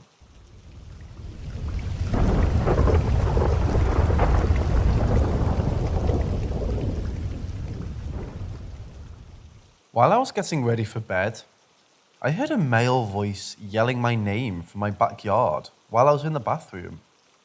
I just ignored it. Didn't even bother to check if someone was really there. This was around 9 p.m. On October 2nd, at 11:30 p.m., I smelled my great-grandma's perfume in my bathroom 3 times while I was in there. It wasn't 3 separate occasions. I never left the bathroom. I know what she smells like. I have 3 of her brooches that she left me after she died, and I can't wear them because they smell like her. She has a distinctive smell, and nothing in our house except for her things smell like it, much less our bathroom. We do have an air freshener in there that's on a timer, but the scent in it was rose and is wildly different from how Nanny smells. I left the bathroom crying because it felt so real and it was like she was in the room with me. And the weird thing is that after she died, I kept thinking about what if she's haunting us. She died like 3 years ago, and I had no reason to think that, but I couldn't get it out of my head. On October 11th, I smelled it again, and I kind of yelled at her. I was saying how of all the rooms in the house to haunt, why would you pick the bathroom? Now we weren't very close, so why are you haunting me instead of my mom? And I apologized immediately after, because I felt like I was a bit rude. I haven't smelled it since, so I'm hoping it's over. On October 14th at 7 a.m., I was playing in the kitchen with my cat Ivy while sitting on the floor in front of the dining room table. We have an umbrella open in the front of the litter box to prevent our dogs from going in there, and the umbrella moved. I don't know what made it move, but it wasn't my cat's. On October 15th at 6:40 a.m., I was leaning up against a counter in the kitchen so that Katniss could rub up against my back. She had turned around and was walking toward me, and she jerked her head around like someone grabbed her tail and jumped down and ran under the dining room table. I've been having a hard time sleeping ever since my mom heard the voice. I keep randomly waking up and falling asleep. This has happened several days in a row. I'm a heavy sleeper. I've slept through a hurricane, and the only thing that woke me up was the power going out because of how hot my room got. I have no idea what's causing me to wake up. I'm not under any stress, and I'm usually exhausted by the time I get into bed. Any ideas? For everyone suggesting carbon monoxide poisoning, the only thing I can think of that could be leaking is our oven. It's older than me and shares a wall with my bed, but if it is leaking, my mom should be more affected. She's the one that cooks and spends the longest in the kitchen. She's not having any trouble with her memory. Our cats also love the kitchen and like to lay in the window across from the stove. They haven't been acting strange. As for suggestions to set up cameras, we have a small camera that my dad bought a while ago, but we don't have a computer to actually check the footage. I was going to try to record myself sleeping with my phone on an app, but it picks up the AC in my room. Sorry, but I live in the south. I'm not sleeping without it until it gets colder. Thanks for all your concern and tips though. My dad is quite abusive to me physically. He was abused when he was a kid. He has complete control over the finances, so I'm unable to get a job, and so is my mom. We're trying to figure out a way to get away from him, but I don't know if we ever will. Anyways, some of you wanted to hear more, so this is mostly about the woods and some small stuff that's happened in the house. So, for context, My house is a 1-story brick house that's on a huge hill. Our driveway isn't level, and the emergency brake has to be on all the time in my mum's car. The back of the house, aka my room, the bathroom, the office, and part of my parents' room, is around 3 stories high.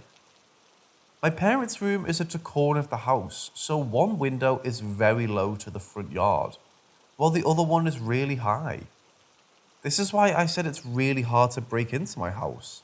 Not only that, but because my mom doesn't work, she's home 24/7. We also have a streetlight on the corner of our yard near their room. I feel very safe from outside threats. One night, me and my sister were watching a VHS movie in my parents' room. They have a giant box TV in there, so we often watch movies. I was sitting on my mom's side of the bed, near the tall window, while Tori was sitting on the other side, near the low window. I want to emphasize how fucking tall that window was. I heard a metal on metal noise, and that's one of the sounds I can't stand. So I turned to look for the source, and I noticed that the screen in the tall window had been cut. A perfect horizontal cut was now in it. I screamed, and we ran out of there. My parents went to check outside and found nothing. No footprints in the dirt, no ladders had been moved, no weird cars on the street. Absolutely nothing. I found out recently that they never replaced the screen because Katniss had been sitting on the windowsill and I went to pet her and noticed it. I flipped out on my mom and she said it was pointless to fix it. Weird little noises always happen in the bathroom. We used to have this little muted pink coloured plastic trash can in there before we remodeled. Didn't matter what time you took a shower, around 5 minutes in, you would hear something tap on it. It was a very hollow noise. I don't know how to describe it, but I knew it was the trash can. I tried to rationalize it, thinking that maybe the heat caused the plastic to warp, making the noise, but it even happened to my dad who takes pretty cold showers. It happened to my friends too when they stayed the night. I always had to warn them about it. Anyways, this is the one experience that my sister can remember. So she had been taking a shower and we all heard this loud ass noise. My mom goes and checks on her and Tori literally fell into the wall. Like the wall was caved in. We just assumed she had slipped and moved on. But later that night, she told me something pushed her. The hole isn't there anymore. It had been for years, but it was fixed when we remodeled. There was a plastic bag literally duct taped to it to prevent the wires in the wall from getting wet. The wall she fell into was connected to the office wall. I don't know if the thing knew that and wanted to fuck with the power, or maybe even electrocute Tori, but it was creepy. I'd like you all to remember that it is not possible for my family to move. The last thing that often happened in the bathroom were the shadows. So the tub is right behind the door. So when you open the door, it's right up against the shower curtain. But there's like a small wall directly behind the door. So it goes a bit of wall and then the rest is the curtain for the shower. And then you reach the other wall if that makes sense. So when you're in the shower, you're facing with your back to the door essentially. When someone walks into the bathroom while you're in the shower, you can see the shadow of the door opening, someone walking in, and then the door closing. But the problem is that sometimes when I'm taking a shower, I can see the shadow of the door opening and someone walks in. I peek from behind the curtain. The door is always shut and nothing is in there. I would say it's my imagination, but I've heard my mom calling for me, asking why I'm in the bathroom, so I know it happens to other people. This is kind of connected to the bathroom. So the bathroom doorway is parallel to the living room doorway. There's a hallway in between where my room, my parents' room, and the office are. There's a painting that my great-grandpa did that's in front of the doorway, that's framed, so there's glass protecting it. Because there's a window right in front of the bathroom door in the bathroom, you can see your reflection in the glass. Sometimes I see a figure that's taller than me in it. I know it's not me because my head only reaches a certain point in the painting, but the shadow reaches a bit higher. For anyone who might ask, no, the thing isn't Opa. He's been dead for a long time, longer than I've been alive. The only one in the house that knew him was my mom, and Opa loved him. From what I hear, he was a really sweet man who loved his family. His wife, Nanny, never remarried and never moved houses until she died a few years ago, and I smell her perfume sometimes. Okay, now for the woods. I'm not even going to try to explain where this takes place in the neighborhood, because this is already quite long. Me and my friend Destiny have been walking around selling those world's finest chocolate bars. First of all, this creepy woman wanted us to come into her house, so that was just weird on its own. We had been walking and noticed this marker in the ground, like it was a piece of wood with this orange fluorescent plastic tied to it. So of course we had to check it out. It marked this little trail. We walked down it a bit and started hearing running water like a stream. This ties into another experience, so keep this in mind. We would also hear voices, kind of singing, but we could tell they were working to cut trees. Not cutting trees down, but you could tell they were cutting wood. At first, I thought there may be a factory or something nearby, just because of all the noise. So when I got home, I googled the area and there's literally nothing in that area. No water, no factories, just houses. Years later, I actually fell down that trail while on my bike and sprained my thumb and got a minor concussion. So that's fun. We had been looking for that trail again, but somebody got rid of the marker. I guess it's plausible that workers were maybe clearing the area, but I don't know. So 3 more experiences. 2 happened with my friend Kaylee, both around the same time. So we had been in a tent in her backyard. Something was fucking with us and was poking at the roof of the tent. Her parents weren't doing it. We freaked out and went inside. Next one happened across the street of her house. Her house was in a little roundabout, if you will. There was a straight road, and on either side were loops of road where houses were located. Hers was on the wrong side of the road, so if you were driving to my house from her house, her loop would be on the right side. My house was also on the right side of the street, so the woods connected from behind her house around the back of the loop to the back of my house. Basically, I could jump my back fence and walk to her backyard if I wanted to. My dog Amber loves to jump the fence and would always bring back bones. Nice, right? Anyways, can't remember why, but we decided to walk into the woods across from her house. We noticed this little boy who was maybe 5. He was white and had blonde hair. Nothing too memorable. He starts leading us through the woods, and for some dumbass reason, we decided to follow.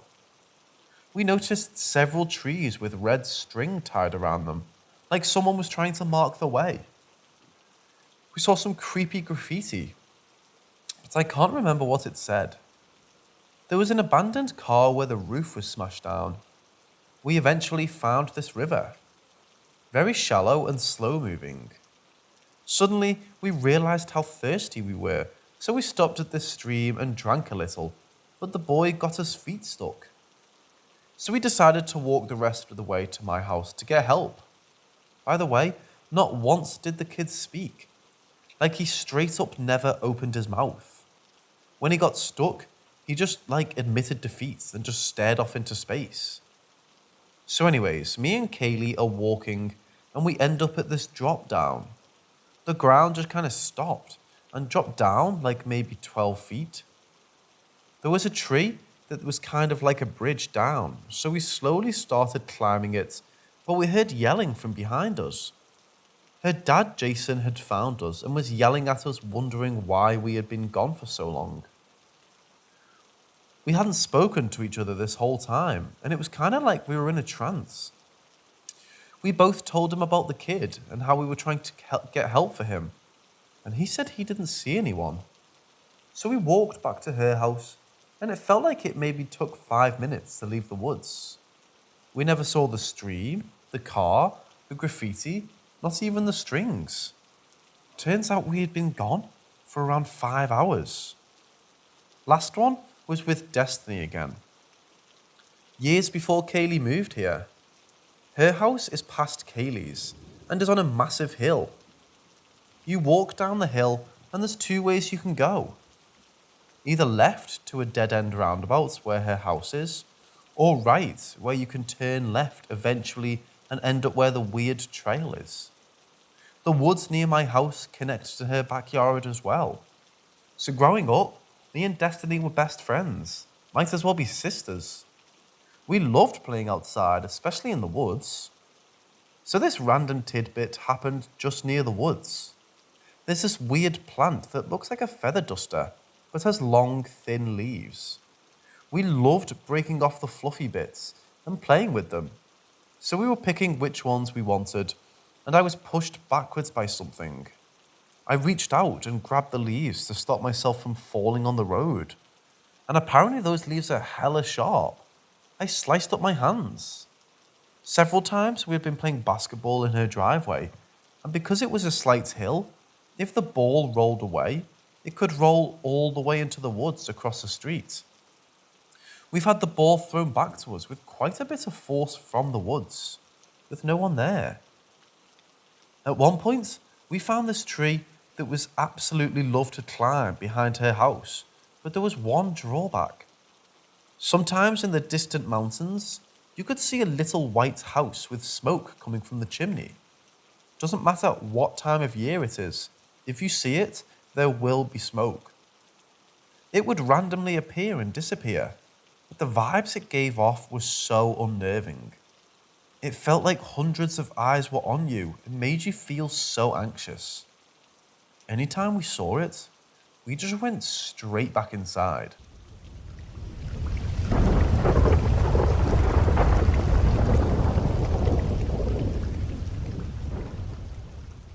This was about 2 years ago, while I was on vacation in North Carolina. Me and my family were on vacation visiting my sister who moved there. We were staying in an Airbnb, and my mom's boyfriend at the time and my brother went to go get ice cream to bring back for us. Me and my mom stayed at the house because we were tired. Our dog was on vacation with us, and she began to growl at the open door to the downstairs bedroom, while my mom and I were on the couch watching TV about 15 or 20 feet away. We both looked at the door at the same time and saw a glowing aura. The room was dark, but the presence was bright. It didn't light up the room, but we could see it. It didn't have very much of a figure, more of a cast of light. I instantly felt a chill run down my spine and got a strange feeling in my whole body. The presence didn't feel evil, and it was almost warm and comforting. I asked my mom if she saw it or felt it too. She said she saw something, but blamed it on a passing car or something. This is where it gets weird. I came home from vacation and didn't think much of it. I thought it was attached to the house or something. 2 or so days after I got home, I got a call from my close friend that I hadn't heard from in a few days. Not super strange behaviour from her, she kept to herself. She informed me that she had just gotten out of the hospital after overdosing on ketamine. While she was in the ambulance, she was pronounced dead and had to be revived. Of course, the last thing on my mind was the light I saw on vacation. I asked when it happened and she said last Thursday night. And my heart dropped into my stomach. That was the night when I saw the light aura. I still wasn't 100% convinced that it was her though. I casually asked around what time it was and she said pronounced dead at 8:17 p.m. to be exact. I wasn't sure what time I saw the light, but I knew for a fact that my brother and mom's boyfriend had left around 8 p.m. I asked her if she remembered anything from it. I know, probably not the best question to ask someone who experienced being dead, but I was in shock. And she said not really. but she saw a bunch of loved ones flash before her eyes right before everything went black. I'm convinced that she visited me that night. I have a mutual friend who said they felt something strange that night of her brief passing as well. She's a very spiritually connected person, so this would make a lot of sense.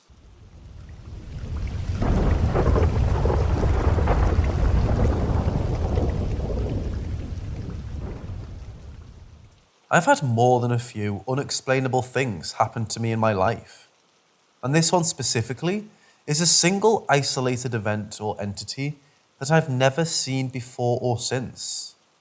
But it is by far the most intriguing for me simply because it's so out of the ordinary compared to what I've been used to over the years. This one takes place when I was in the army, stationed at Yongsan, South Korea, back in 2013-14. I was in my barracks room laying down to get some sleep in the mid-afternoon watching some Futurama and hadn't fallen asleep yet. A temporary roommate I had at the time, who became a good friend later on, had walked in after he got off his own shift and we acknowledged each other. "Yo, what's up, dude?"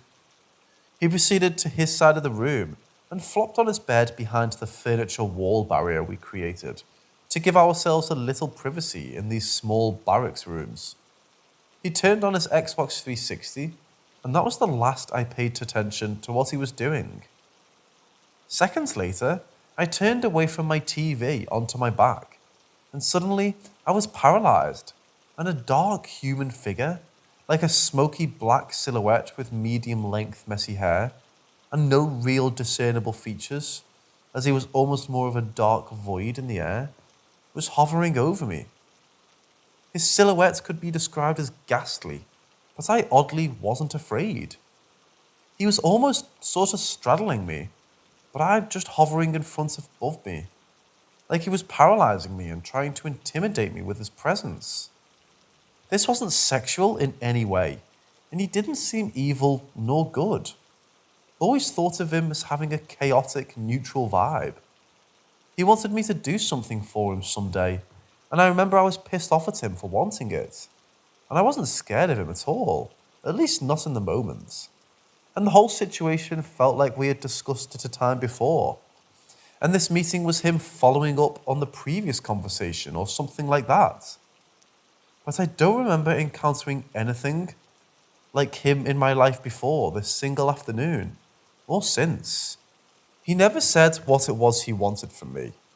I just sort of knew what the task was the second he appeared. And to this day, I haven't the slightest clue what it is he wants me to do. Even seconds after he disappeared, I couldn't remember what he wanted anymore. But I sure as shit knew that it was in that brief moment of him smirking down at me.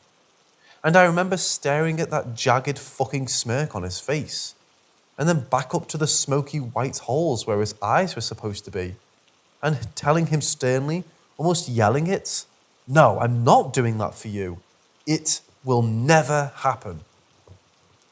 He responded with a quiet but audible and confident chuckle, and he audibly spoke only 2 words a few seconds later. "We'll see." His smirk grew a bit with those 2 words, and he sort of dissipated as he floated upwards, and I felt his presence physically release me from being temporarily paralyzed. I never woke up because I never fell asleep. I just got up immediately, walked around the furniture to my roommate, and asked him if he'd just heard me talking weird. He heard all of it, word for word, including the entity's response. But he was behind the furniture barrier, so he didn't see anything, and he hadn't yet said anything until I walked around, because it all happened in such a short amount of time.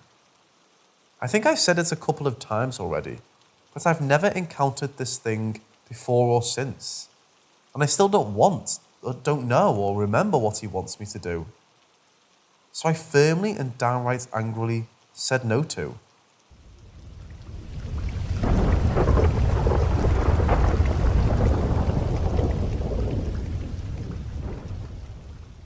This has been a somewhat regular occurrence for over 20 years that used to terrify me, but now I want to know who or what it is. I live alone, so there's nobody else with me.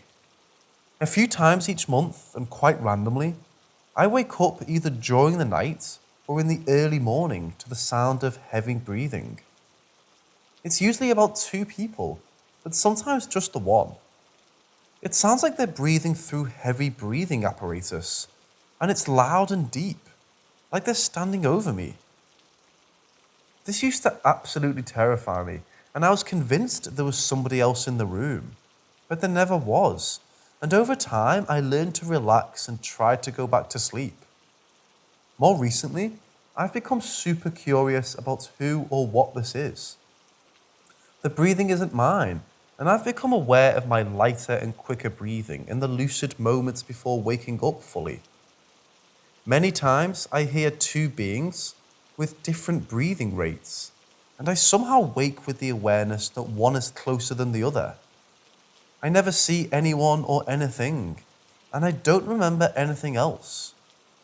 As I wake from the lucid state, the breathing is completely silenced, and I'm left with the memory of a few breaths only, and no other clues. Sometimes I can recall an unrelated dream I was just having, and this breathing interjects to wake me up. The breathing is not familiar to me in any other way, and it's not any memory that I may be unintentionally recalling. I've also moved house a few times, and now live in a fairly new premises, so I don't believe it's connected to anywhere I've lived. Does anyone else experience this?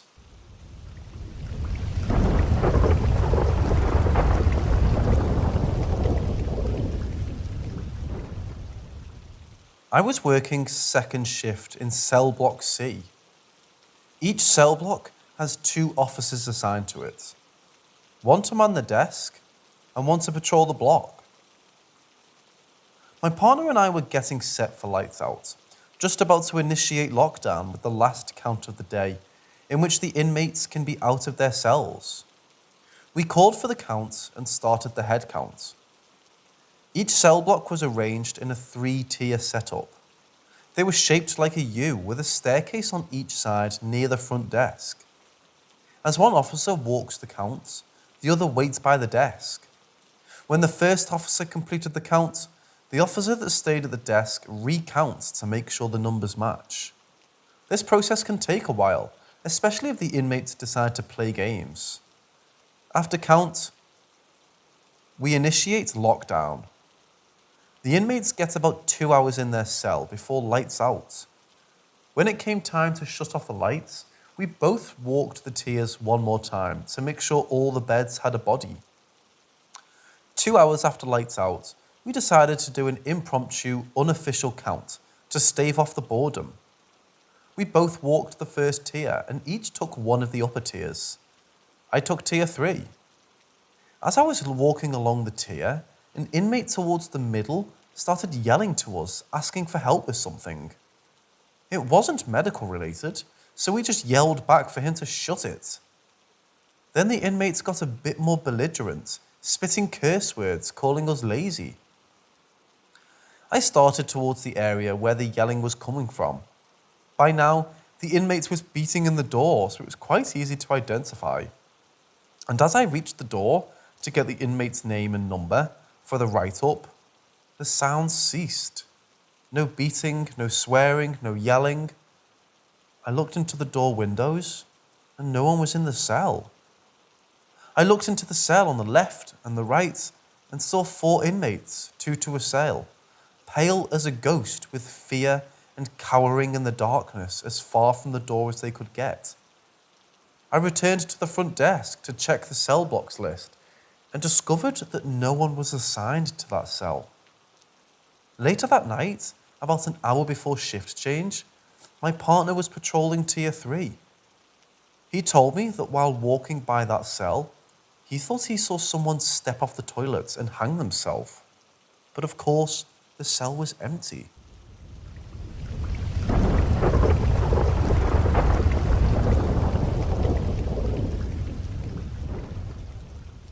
When I was young, probably 10 years old, I was home alone for the first time.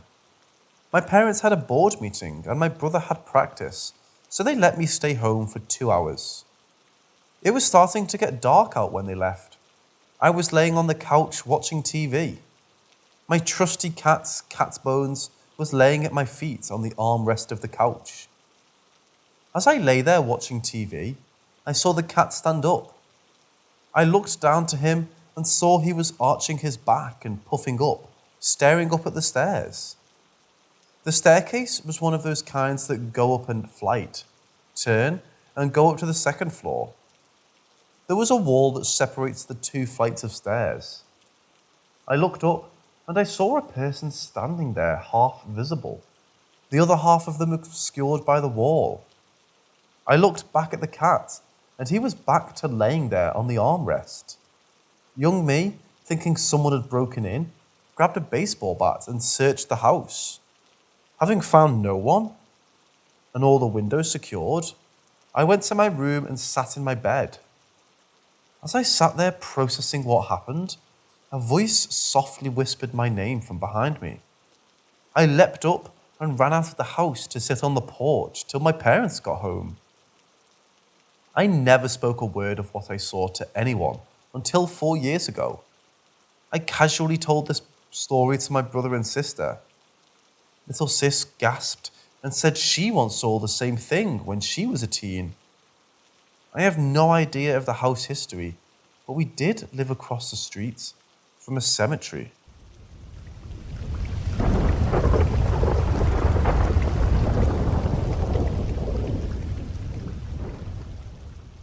I've worked at the same doctor's office for over 2 years.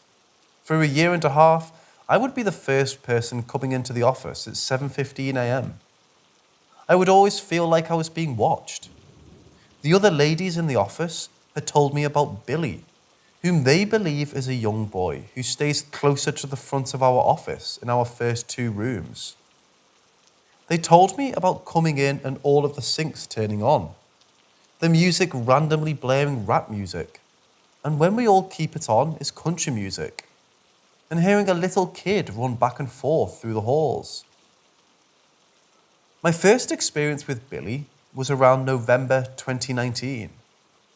I saw someone at the end of our hall, moving around in the dark. When I got up to where I saw the person moving, there was absolutely nothing. Since then, I've seen him several times in the same place, doing the same thing. Another one of Billy's quirks is that he really likes to grab my coworker and I. He brushes up against our arms and rib cages. I got an undercut about 6 months ago, and I felt the hair on the back of my neck stand up several times out of the blue. Billy also likes to stay directly in my peripheral vision, to where I can see someone moving, but when I turn to greet them, there's no one. I've never been uncomfortable with the touching until a few weeks ago. I was talking to my coworker, but facing my computer, so I couldn't really see her. I felt the waistband of my pants stretch and slap into my lower back. I instantly turned around and asked my coworker why she did that. She was turned around facing her own computer, so I knew it wasn't her. That's the most aggressive he has been towards me, and the most uncomfortable he's made me feel.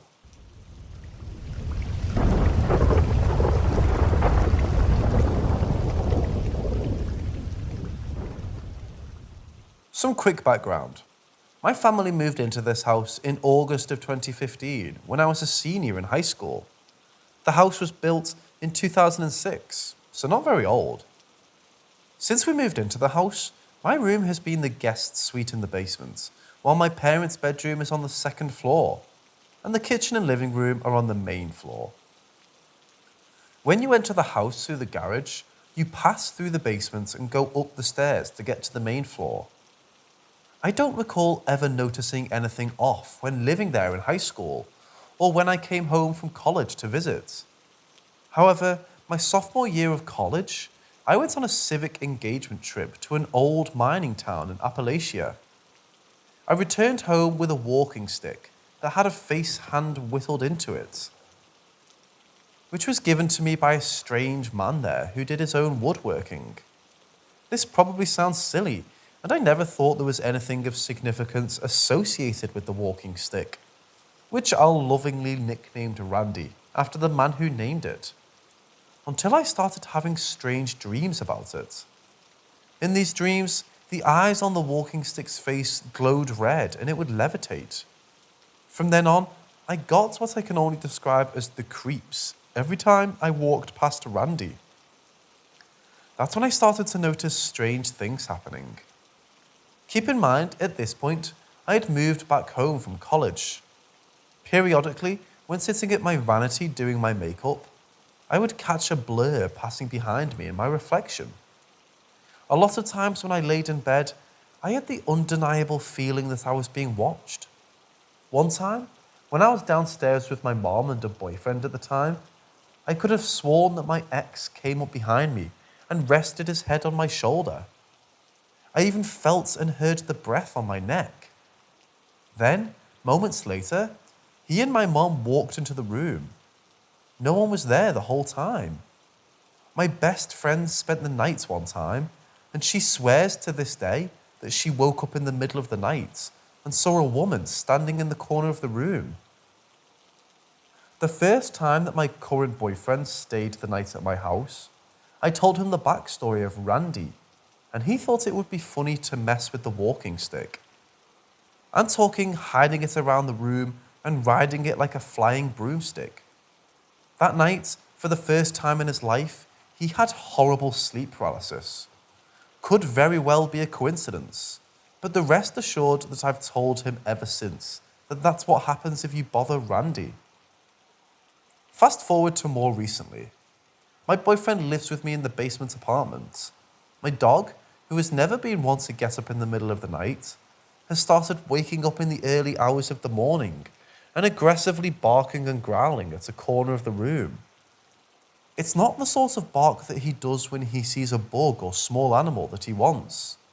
It's more threatened sounding barking, and he somewhat cowers while he does it. Extremely unusual behaviour, but could be written off if it were the only thing happening. Last week, my boyfriend and I were both at work. My parents were at home in the kitchen on a Zoom call with some friends. I received a text from my mom saying, "Are you guys home or just dropping by?" I had no idea what she was referring to. She said that my boyfriend just came in. I double-checked his location on Find My Friends, and just as I thought, he was at work. After I told her that there was no chance either of us came home, my dad went downstairs to check out the basement. Nothing was out of place, and all the doors and windows were locked. When we got home later that evening, both my parents swore up and down that they had heard my boyfriend's voice at the bottom of the stairs, saying hello, in the tone that he always does. But they didn't hear the garage open or any doors. They both heard it so clearly that they paused their Zoom call to respond to him. Additionally, 2 days ago, my dad was in the master bathroom, getting ready to go meet my mom, who was not home. He heard, once again clear as day, her voice saying, "Ready?" just as she would. He's an extreme skeptic, so to hear him claim that this happened with no clear explanation was really shocking. So all that being said, has anyone had any similar experiences to this? Does this sound like a paranormal phenomenon or just a series of coincidences? Regardless, I would love to hear your thoughts and suggestions, because I can't shake the bizarre feeling I get in my home.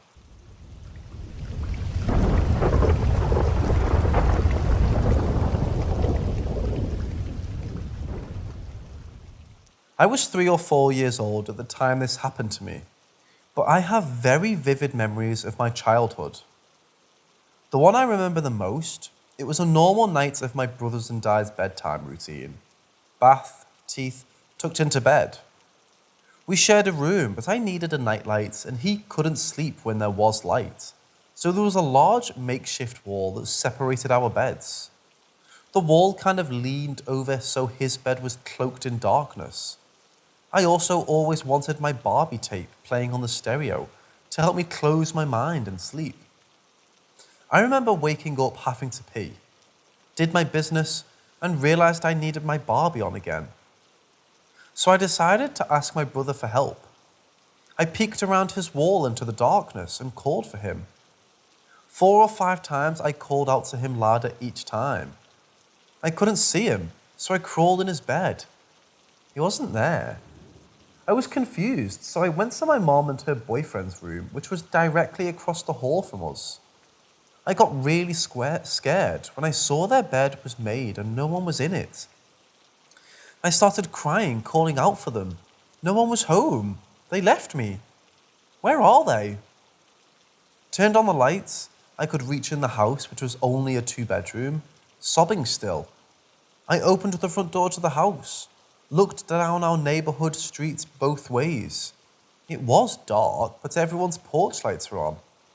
I'd liken it to the foggy world from the movie Insidious.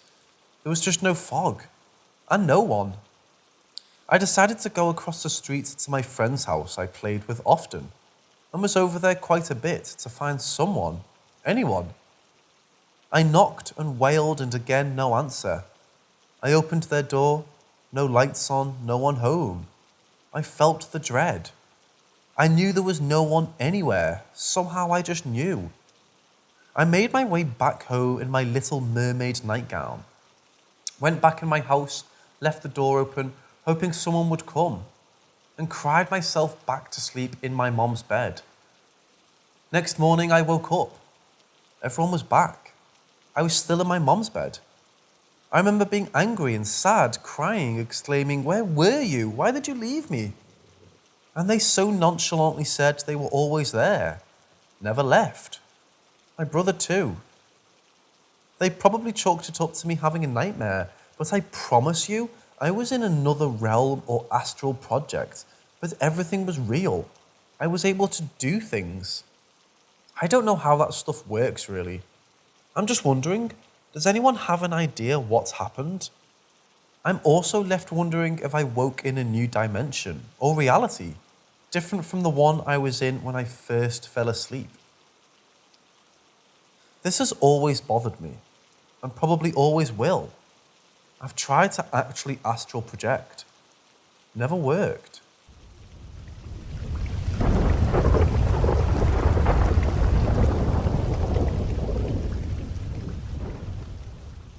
So I work in a building all by myself, as a security guard taking care of computers from midnight to 8 a.m. And well, I don't know what it is, but it's weird. At work, everyone is dead silent, but sometimes you get the occasional building creaking. There's honestly nothing to do, so usually I'll take a seat between my patrols. Though it seemed like every time I get comfortable, I would hear noises, which means I gotta get up and check, only to turn up being nothing. I began to ignore these and began noticing the lights would appear to slowly get brighter or darker. Not by much, but a noticeable degree. I would notice because suddenly the walls around me just glow brighter. Eventually, I began ignoring this too. Then I began seeing shadows cast on the wall ahead of me, indicating that someone was walking behind me. These would trip me out, but every time I turned around, nothing.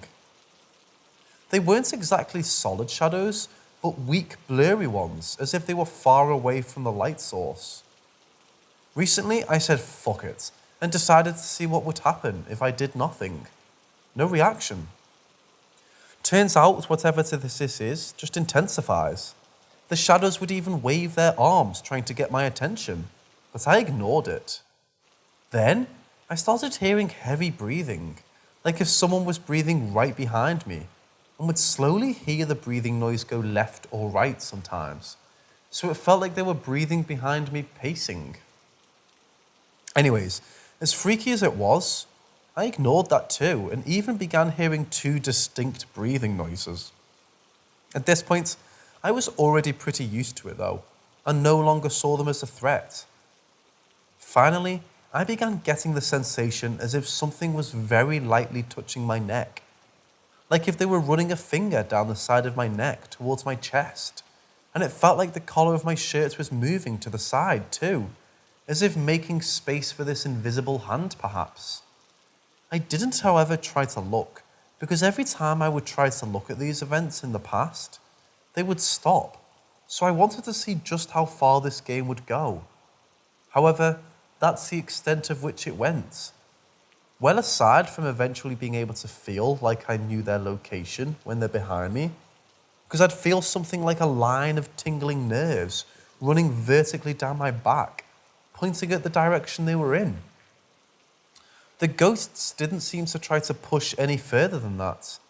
Actually, I kind of feel as if the ghosts have slightly given up, as I have not had the touch sensation or the tingle sensation anymore. I did try talking to them, but no response. So I don't know. I don't mind these ghosts or whatever. I don't think they're dangerous. But does anyone know anything about ghosts and stuff? Like, to be honest, I kind of feel bad for them. They seem bored, and it would be nice to befriend a ghost. Or I'm going batshit insane. I don't know.